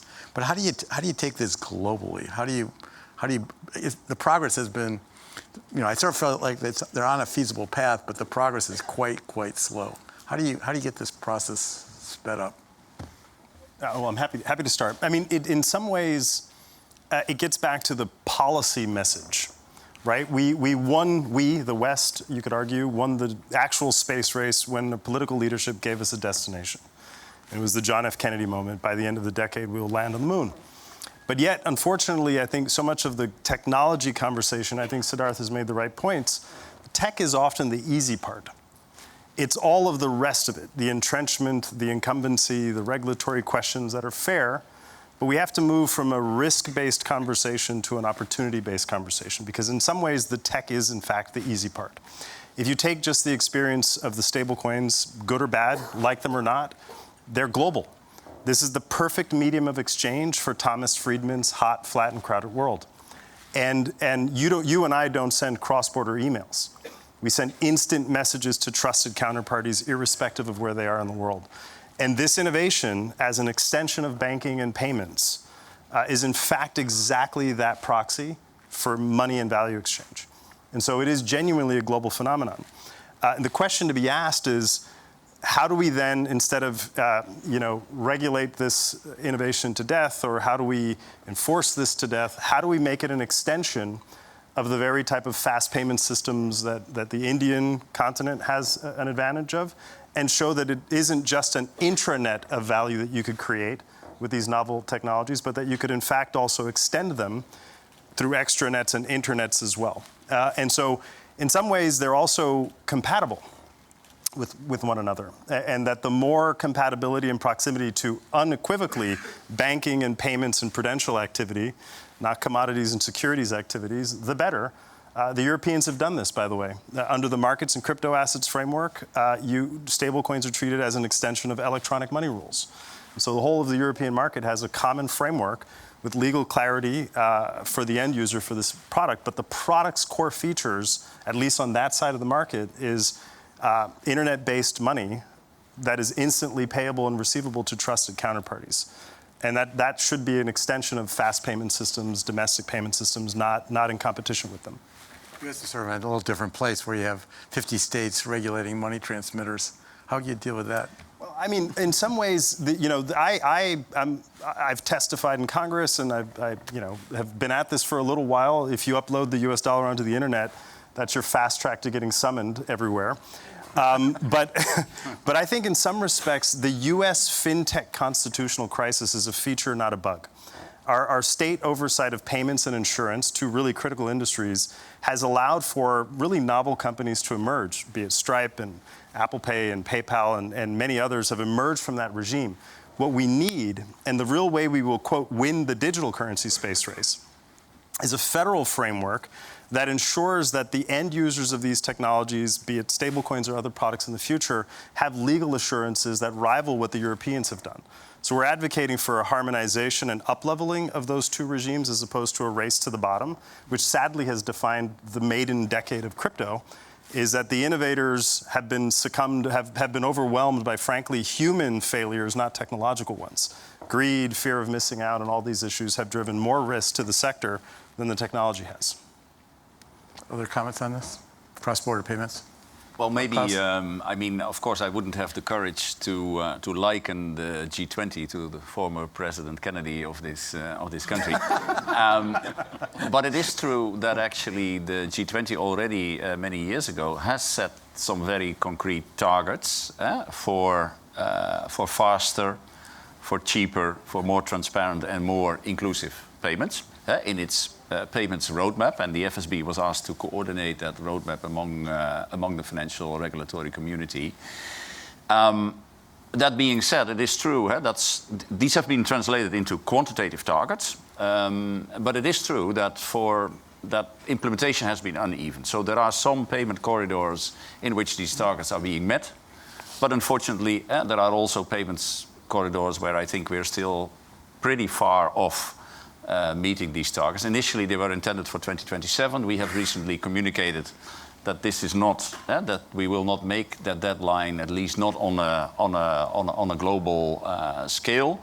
Yeah, what is crucial is that not only do we need interoperability, so the interlinking of fast payment system, but there also needs to be regulatory consistency. And of course, the types of regulation that come to mind here are particularly AML, CFT types regulation. So it is quite a challenge, like it was perhaps to set a man on the moon.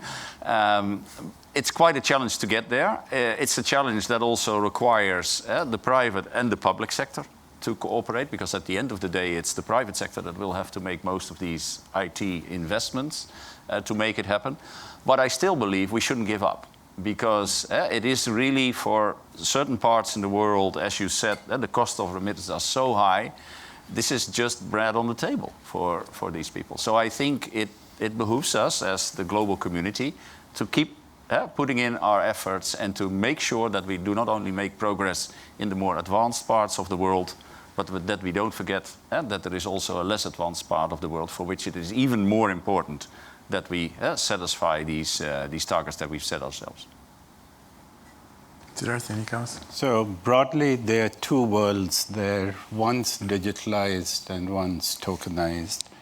In the digital world, there are maybe 70 instant payment systems. Within that, three regions, and these are big regions, United States, Europe, and China. The market penetration is minimal for fast payment system. I'm hopeful that Europe will get there, but United States and China will not. The people are very they're very satisfied with the cards in this country, and it's not going to get there. And I don't think a fast payment system will break the monopoly of 10 cents and Alipay in China. So first, you need to go from 70 to 190. Second, you need to go deep. And BIS has this project Nexus that should be pursued. Effort needs to be expanded globally. And the reality is, it's just a matter of time, 5 years when all of you, me, everything in this room will get tokenized, right? And when we are in that world, in the payment system, you'll be in two spaces, whether it's CBDCs or stablecoins that were talked about. And last year, Carstens and Nilekani talked about a world where everything would be tokenized, not just the financial assets that would be tokenized, but non-financial assets like this bottle of water or a painting. And in that world, it's an amazing concept where things would move, smart contracts would be attached to these tokens, they would automatically execute. But that world is a way far out because you need harmonized standards for unified ledgers. You would need interoperability across the ledgers, a robust regulatory system. But that is the aim that one needs to have in their mind, a totally tokenized system that not just for the financial assets, but for every asset, including human beings. We'll see if we get there during our lifetime. Mr. Peirce, any thoughts on this? I'll stay out of this one since it's outside my remit. So I'm going to turn back to you. Okay, artificial intelligence. A lot of use cases, innovation's happening really fast. Suggests to me that it's going to be pretty difficult to regulate it because you're always going to be sort of behind where it is. So what challenges do you think AI pose for regulation in the financial sector? Well, I think there are challenges, there are also opportunities. I think it can be a good tool for regulators to use, of course, with proper protections so that regulators don't trample over financial privacy, but I think it can be useful. AI is not new. It's been used by the entities we regulate for a long time. And you're right that the pace of innovation is really fast now, and I think that's exciting. It can be very tempting, I think, when something like AI comes out for a regulator to say, we've got to come out with a comprehensive regulatory solution for AI. But then my question is, well, what are we solving, right? If there are problems, if the technology is creating some new issue in our space, let's look at that issue. Let's identify whether it's one that's a market failure that will be corrected, or is it something that we need to have a regulatory solution for? And if we need that kind of solution, how can we craft it in a way that allows the innovation to move forward and puts the minimum burden on people possible? So I think actually we don't need to do anything immediately. We certainly need to be educating ourselves, talking to academics, industry folks who are using the technology, try to stay on top of things as much as possible. But really, when I look at AI and I look at humans are more complicated than AI, and we've managed to regulate them for many years now. So I'm optimistic that we can handle AI. Klaas? Well, yeah, just in some ways I share that optimism, but we, of course, the financial system is rife with all kinds of interconnectedness, and I think the question that we've been asking ourselves is to what extent can AI give rise to additional forms of interconnectedness or stronger forms of interconnectedness. And there is, of course, there is the potential for that, right? There is, of course, third-party dependencies, service provider concentrations are possibly there. You can have the risk of correlated trading strategies, correlated pricing. Cyber risks are also part of it. So I think there is something to watch specifically in AI over and above what we would normally already do in financial services. The question, of course, the relevant is what can you do about it? Well, first, I think looking at data gaps and information available. Is the information really available that allows us to make an assessment of these vulnerabilities? Secondly, ask yourself whether there are sufficient supervisory and regulatory capabilities to assess AI. And then to also look at our regulatory and supervisory frameworks, whether there is sort of AI can be incorporated into these frameworks or not. So it's again, I think, a different manifestation of some of the risks that we know quite well, but with the potential of intensification because the world is moving so fast and also a lot faster than in traditional forms of finance. Let me follow up with both of you. How do the regulators stay sort of up to speed? You know, one of the problems with all this technological innovation is the people, as they come out of Berkeley and Stanford and MIT, they go into the private sector. Typically, they don't go into the public sector. How do you get the right people in your organizations so that they can make informed judges about technology? I mean, I think one way to do it, there are a lot of people who want to spend some amount of their career in the government, and I think it's trying to, you know, make it clear that we welcome not only lawyers and accountants, but we welcome people who have that technical expertise. I think that's probably the best thing that we can do. And then once they get into the agency, we have to make it not frustrating for them, and I think that's not easy because when the people who know that these technologies also have identified ways that regulators can use them to make themselves more effective. And if you tell someone who comes into an agency, sorry, but we're not using any of that.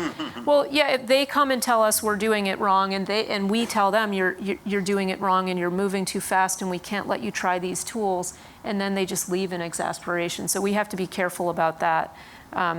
But I think it really is important to try to attract some of those people so that they can help us think through these types of problems that you raised.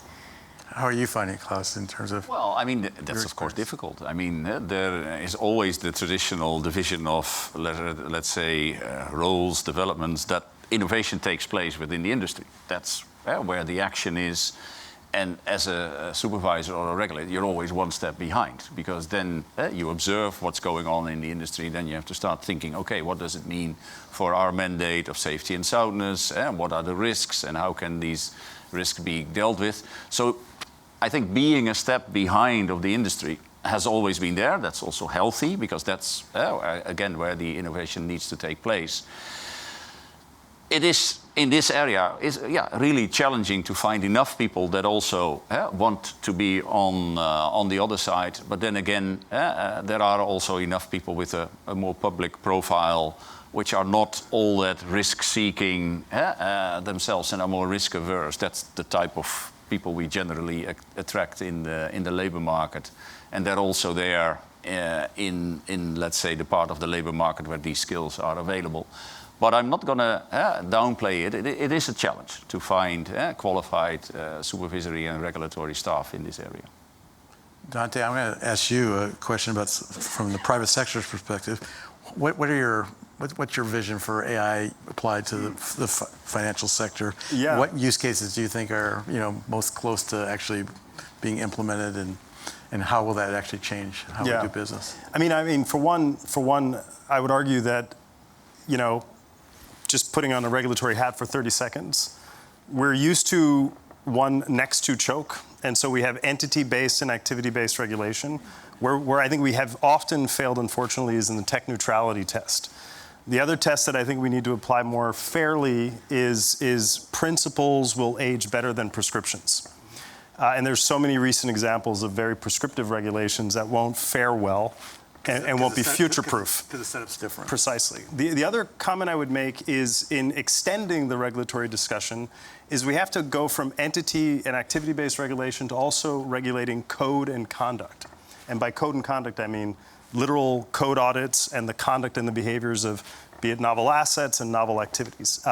But therein, too, there's exponential gains to be made for the regulators. For example, here in the United States, when the Colonial Gas Pipeline was held for ransom in crypto, not monolithic any more than banks, was the medium of exchange for the ransomware attack, aren't we better off that we had firms that could help track, trace, and in this case, retrieve the funds?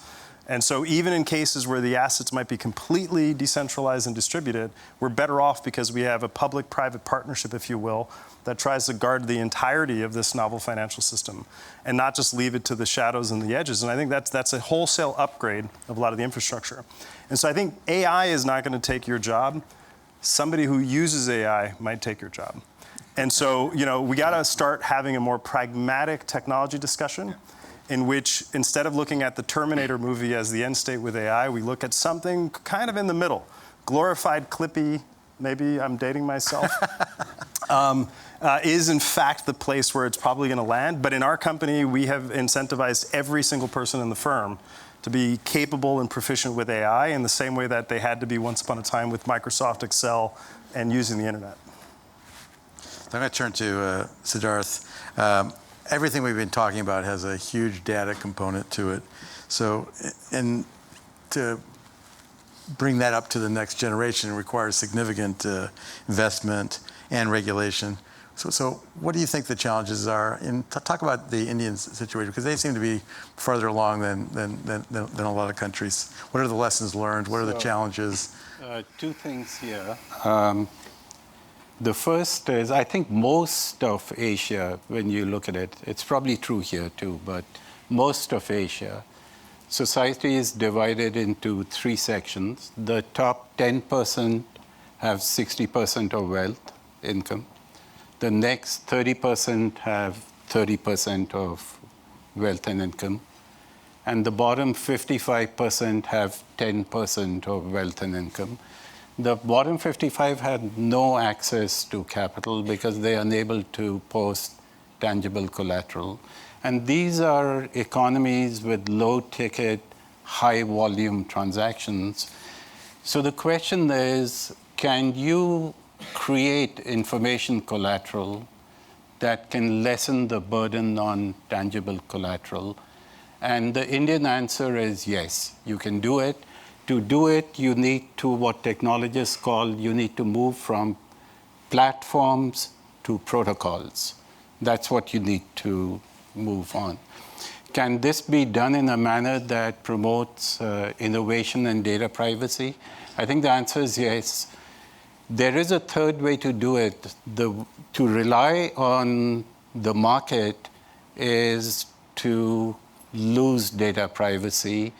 To rely on a system where there's heavy regulation is to lose innovation. In the Indian context, what they've done is that they've embedded the privacy protocols in the system and then let the innovators free at the back end to innovate and do what they want to do. And in that manner, it has succeeded. And I think the challenge in all of this is, I don't know about all of you, but when I download an app, it takes me less than 3 seconds to say I agree. Right? I never read the thing. All the documentation. And ex ante consent is broad and sweeping because you're giving your consent for things that have not happened or will happen in 20 years.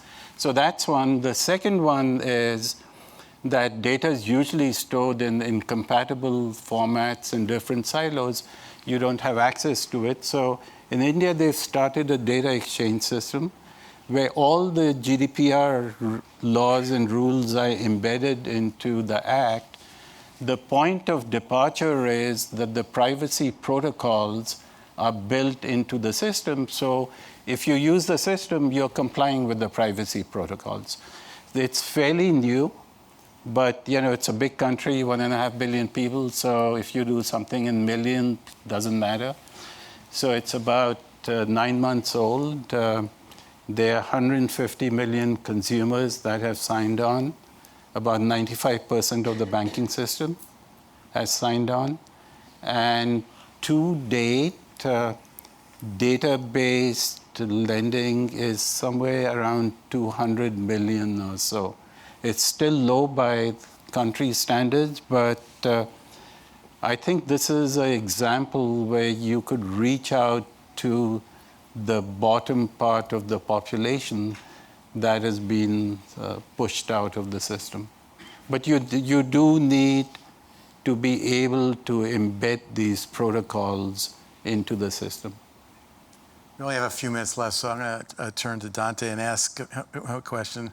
What can the international institutions, BIS, FSB, World Bank, IMF, do to support the development of these technologies and their implementation? And then get Commissioner Peirce and President Klaas not to respond. Yeah. Well, I have to be very careful because I don't want to be declared non grata. But I think it's time for us to shift the debate to watch what they do, not what they say. If you think about the countries that have permissioned in these activities and these technologies, the whole of Europe has done it. The United States will eventually do it. Many countries in Asia have done it. The future's already here, it's just not evenly distributed. And I really think it's important that the international institutions move from a risk-based discussion to an opportunity-based discussion. And for the first time ever in human history, the very technologies that Siddharth just described are accessible to anyone, anywhere. And that's why, in many respects, this technology wave is a correction on the misdeeds of big tech and the misdeeds of a technology model that dominated single postal codes as opposed to were more broadly distributed.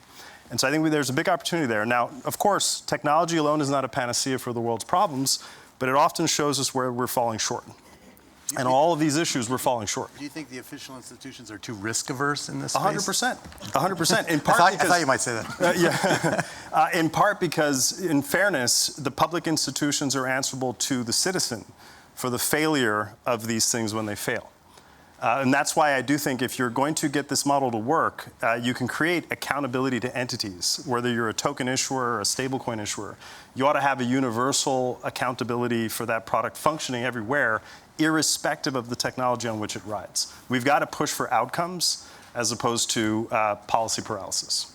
So from your perspective, Commissioner Peirce, what does good look like from the SEC's perspective? Well, I mean, I think it is to go ahead. Compare and contrast what you hope things will be over the next 4 years in contrast to the last 4 years. Yeah, I mean, I think it is to recognize the fact that it does sometimes take more courage to allow things to allow innovators to innovate. I mean, it really should, that should be the expectation that people will be able to get products and services out there that meet a market need. And it can be very easy to become extremely risk averse and to forget that there's a cost when you say no also. I think you do have to, you can't forget the risks, but you have to remember that there's a real opportunity cost if you say no always to innovation. And I do think that international bodies of regulators, you put a bunch of regulators in a room together and they all get each other all fired up about all the risks, and they forget to think about the opportunities. And again, it's not to say that there aren't risks. We can all learn from each other, and I think we should be talking about those risks that cross borders, but we should be remembering that we're serving no one if we just try to use the regulatory system to cut innovation off before it blossoms. Klaas, I'm going to give you the last word. Yeah, no, that would also not clearly be the description of how I would see our mandate. No, I think we try to be technologically neutral, so we approach new developments from the principle same activity, same risk, same regulation. And by translating that into recommendations or a global regulatory framework, what we try to provide is, of course, regulatory certainty. We try to provide what are the parameters within which innovation can actually flourish, and these benefits can also be harnessed. So that is one thing that I think we produce. And the second thing is international cooperation. Because, again, these are global products, global developments, so you want to have something of a level playing field. You want to make sure that the playing field is equal in different parts of the world. And you want to also limit the potential for, let's say, cross-border spillovers. That lax regulation in one part of the world creates a lot of damage in another part of the world, because that is not good for our mutual atmosphere, I can assure you, if these things happen. It's a good plug for the Bretton Woods Committee, International Cooperation and Coordination. Thank you. Thank you all.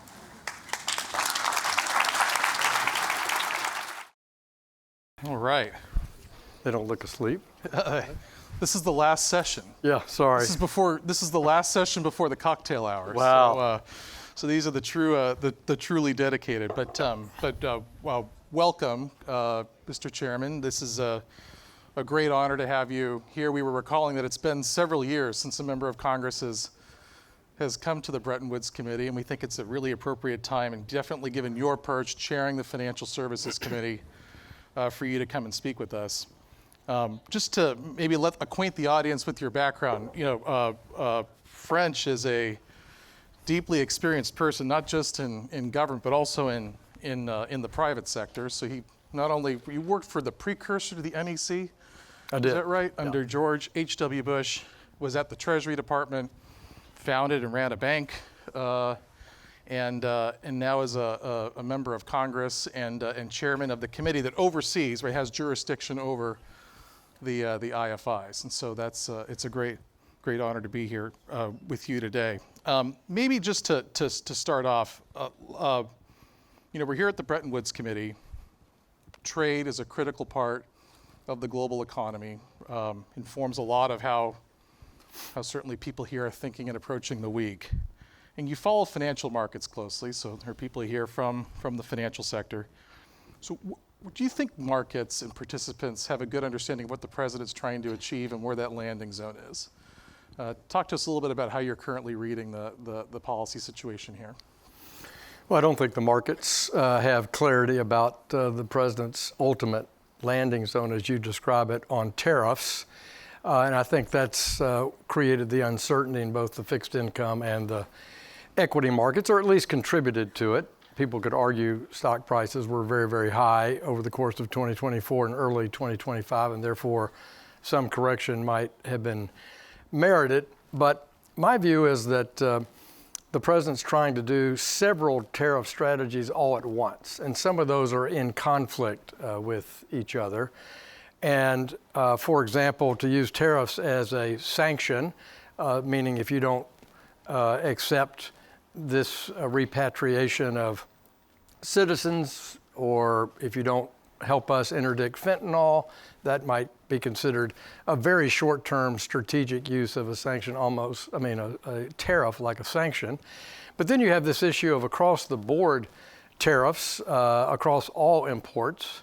You have strategic categories where the president's goal is to have more long-term investment and employment here, like in steel and aluminum connected to national security interest or semiconductors. You have the issue of reciprocity, of lowering reciprocity, removing non-tariff barriers, lowering tariff barriers. And my judgment is some of these things are in conflict with each other. Some are best handled by a bilateral negotiation or a specific targeted tariff rather than being across the board. And so I think that accounts for some of the unease in the markets and among the business community is tell us what the outcome is that you'd like, and let's work towards that point. And I think that still appears to be under development. You wrote a piece a couple of weeks ago going through the history of tariff authority, really, and Congress's role in that. And one thing that you argued for was to actually grant the president trade promotion authority. We have negotiations underway, right? We have delegations coming through Washington. There are some that are here this week. Talk to me a little bit about, or tell us a little bit about how you see TPA, right, as it's known here in Washington, being supportive or helping to provide that clarity or helping the U.S. achieve its objectives. Well, I think trade promotion authority is the Congress granting their Article I authority to the executive for negotiating trade treaties for commercial purposes and setting tariffs. And this dates back really to 1934, after the Congress just wore itself out setting tariff rates between, say, 1830 and 1930. They just literally couldn't do it anymore. They were literally meeting and going down lists of 3,000 and 4,000 and 5,000 items and setting a tariff rate in the Ways and Means Committee. And so they said, we got to get out of this business. We have an income tax now in our country. So they granted trade promotion authority to the president back in 1934, and we've updated that many, many times since then. Most recently in 2015, the Congress authorized, during the Obama administration, Trade Promotion Authority, granting the parameters around which the president could negotiate a multilateral trade arrangement or a bilateral arrangement and submit that to the Senate for ratification. That's the point of it. And that expired. Joe Biden let that Trade Promotion Authority expire in the summer of 2021. I think that was a mistake, and I think the Congress should have reauthorized it then. But the Congress did not. And so I would think that would be in President Trump's interest to have TPA authority under the Republican Congress in the House and Senate authorize TPA authority, because the last president to use it successfully was who? Donald Trump. That's how USMCA was brought to the Congress, negotiated between the three countries, and then ratified. So I think that's one way Congress can best handle their oversight of the executive on trade. Let's move a little bit to the World Bank. We had President Banga here earlier, and I think maybe something this audience may not fully appreciate is just how much you've been kind of a thought leader on this in Congress over the years. You gave an interview recently to DevEx, and you talked about kind of this concept of having MDBs return to their core mission. What does that look like in your view? For those that didn't quite catch that, I mean, elucidate a little bit about where you see the core focus of these institutions, where it should be placed. Well, I think the core focus of our multilateral development banks, obviously starting with the World Bank itself, is helping nations, particularly low-income nations, develop an economy that works for more of their citizens. I mean, the bottom line is the mission should be to eradicate poverty. It should be to have work and education and clean water and public health policies that work for the citizens in those countries. That should be at the heart of it. And I noted in this year's annual report, the World Bank, they said that 45% of their lending was related to climate. And no doubt some climate-related investments benefit low-income citizens and perhaps work to eliminate poverty. But, half the lending of the bank is dedicated towards climate instead of focusing on poverty. In that same annual report, if my memory's right, climate was mentioned, over 100 times, and HIV/AIDS or malaria or some other public health crisis, clean drinking water wasn't mentioned.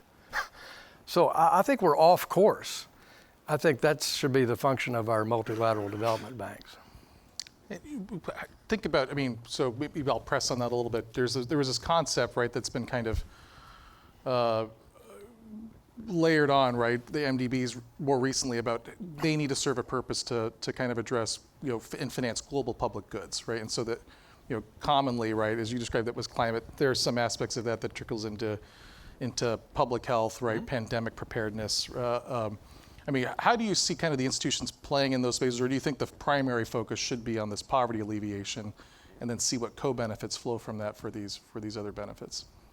Well, there's no doubt that there are some public goods where the Venn diagram of poverty eradication, uplifting public health, and citizens' educational standards and their participation in the economy, and some larger goal like climate can overlap. A classic Venn diagram, I'm sure, that would have been embraced by our former vice president. But fundamentally, I still believe that it should be focused on that public health issue. Think about power. Power is a public good. Electricity generation, in my judgment, could be considered its infrastructure. But without electricity, how do you have clean water? How do you have access to education and lighting and power to have businesses? And I'm a believer, as I've made clear, in all of the above energy policies, because if you put people first, having access to low-cost power, is important to those public goods of education, health, and welfare. So it appears, right, and the president was here earlier talking about what his agenda looks like and some of the changes that are underway there. It appears he may have taken a page out of your playbook, right? At least the roadmap you've been trying to lay out in Congress through hearings, through op-eds in the media on a different energy strategy for the World Bank. And a key component of that, and it was talked about here earlier, was nuclear.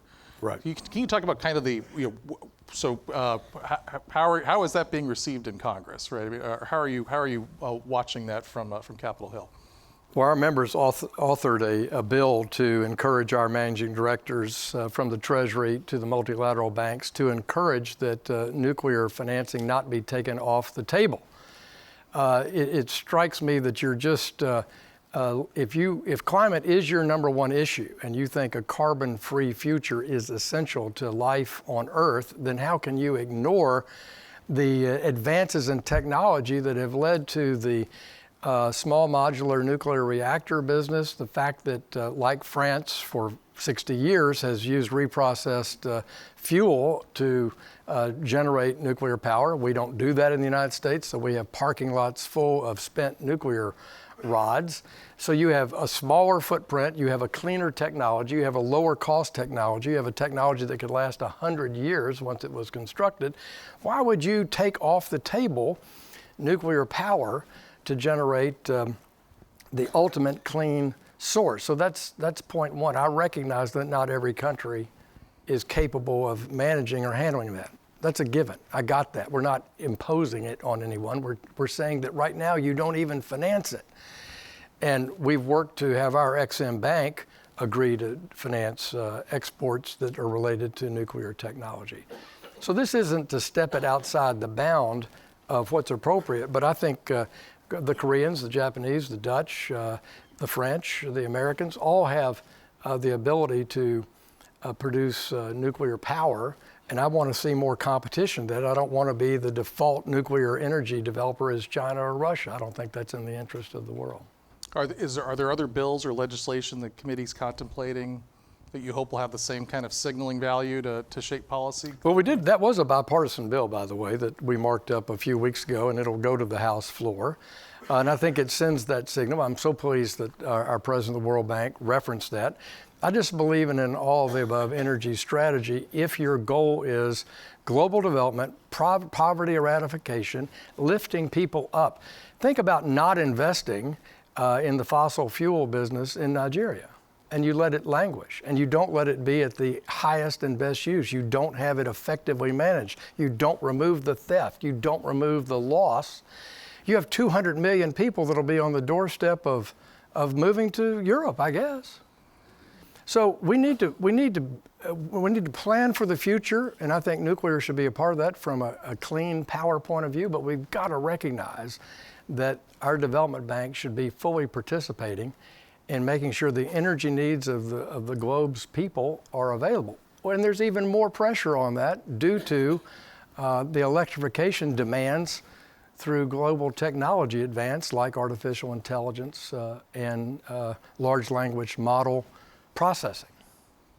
So we have the managing director of the IMF here in the audience, and she was here earlier addressing this crowd. And one thing that she spoke about that's in her global policy agenda, right, is kind of ending the repeat, kind of unending kind of borrowing, right, of some countries. And my views on this are known certainly by Kristalina and others, but that this is not a healthy way to run, right? Also not healthy for the country, right? One thing that we didn't hear, right, from the World Bank, right, is that there's a focus on graduation. Yep. And so talk to me a little bit about kind of where you see that going, right, and what you would like to see there and what you think is achievable. Well, I think that's an important point. It's an important point generally. And when you have public finance, when you have taxpayer money at risk or a public entity that's run by essentially global politicians at the top, it's tough because you have to reach consensus.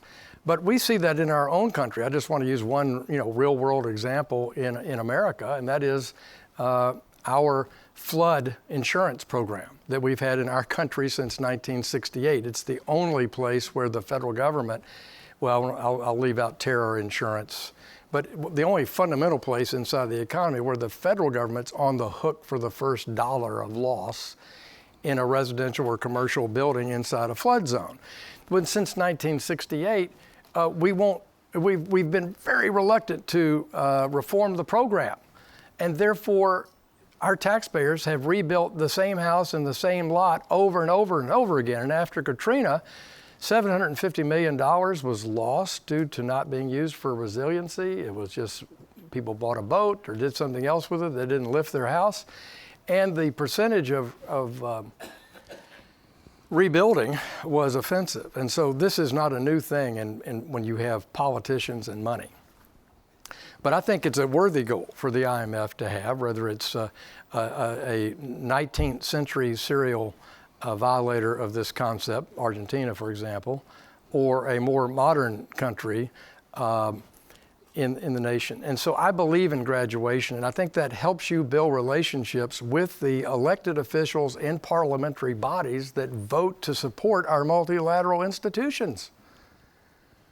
You've heard it from President Trump directly, but you've heard it over and over again in the Congress under Republican and Democratic leadership for, I'll say, up to 20 years, that China should be graduated from their line of credit at the World Bank or the access to funding they have at the Asian Development Bank.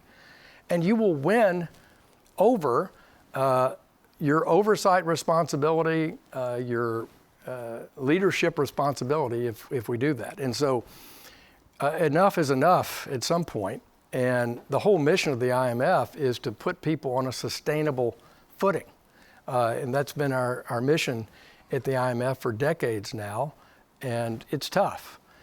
But I think it's an important step. And I think we ought to all, as directors and board members of both these institutions, have that as a goal in our planning, is that we will graduate either serial offenders in the case of the IMF or just countries that no longer should be qualified as a developing country in the case of the World Bank. So kind of turning a bit to the IMF, talk to me a little bit about how you see the IMF fitting in with kind of U.S. strategic or foreign policy objectives, and how your colleagues in Congress kind of look at this institution. Well, look, I believe strongly in our multilateral institutions. I just think they're unwieldy in terms of management, and it's a challenging job to have the leadership of any of them, and it requires a lot of diplomatic skills and stick-to-itiveness, but it also requires particularly the market economies, the large developed market economies, to stick together and help enforce reform. And the United States should be a leader in that effort, but we're not alone at all in that effort. And so in the case of the IMF, that's particularly important, I think, to the United States, is a multilateral forum whereby we can insist on debt transparency and push back against countries that would have a predatory, self-centered indebtedness policy as part of their foreign policy. I won't name any particular countries in that regard, but the College of William and Mary has done a marvelous job capturing the lack of transparency, the predatory terms and conditions, and that's why I was not a fan of the common framework that the G20 cooked up. It was a step in the right direction, I will acknowledge that, but it doesn't get the job done. I think the IMF and the World Bank should insist that when they are doing an analysis of a country, seeking a renewal or an extension of credit or a new balance of payment line, that by golly, they ought to have full transparency on the private sector and public sector borrowings, what the terms are, what the conditions are, and then we should, through technical assistance in these organizations, work outwardly along with our diplomats and our embassies around the world and other like-minded countries to what bad looks like. You're making a short-term expedient decision, but this is what bad looks like.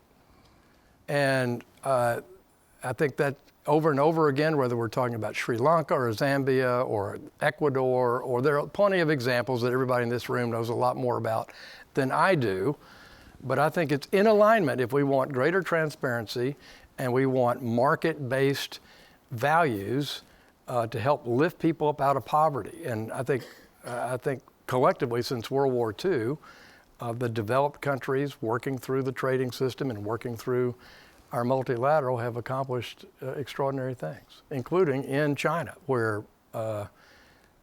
poverty has seen the largest change. I want to talk to you a bit about Ukraine.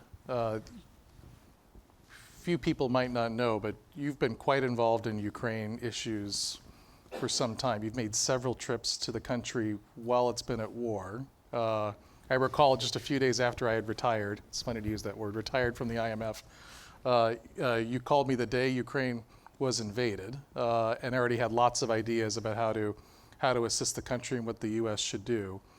What do you kind of see as Ukraine's future in a post-conflict scenario? What are the roles of institutions like the World Bank and the IMF in that context? Well, both have been immensely supportive, and we're grateful for the IMF's leadership there. We're particularly grateful for the World Bank serving as a clearinghouse and agent in accounting for all the multilateral financial assistance, including in partnership, with USAID over the past several months. So we appreciate that leadership. But in the planning for redevelopment, I think those two institutions working with the European Union, have an enormous role to play to make sure that Ukraine is fully integrated into Europe and can reject the nonsense that we've seen since February of 22. I mean, my advice is that we should be putting more heat on the Russian Federation. We did that in Congress early on, but in my view, this is my personal view, the G7 countries, President Biden, didn't keep that heat on because they wanted to operate on consensus in Europe.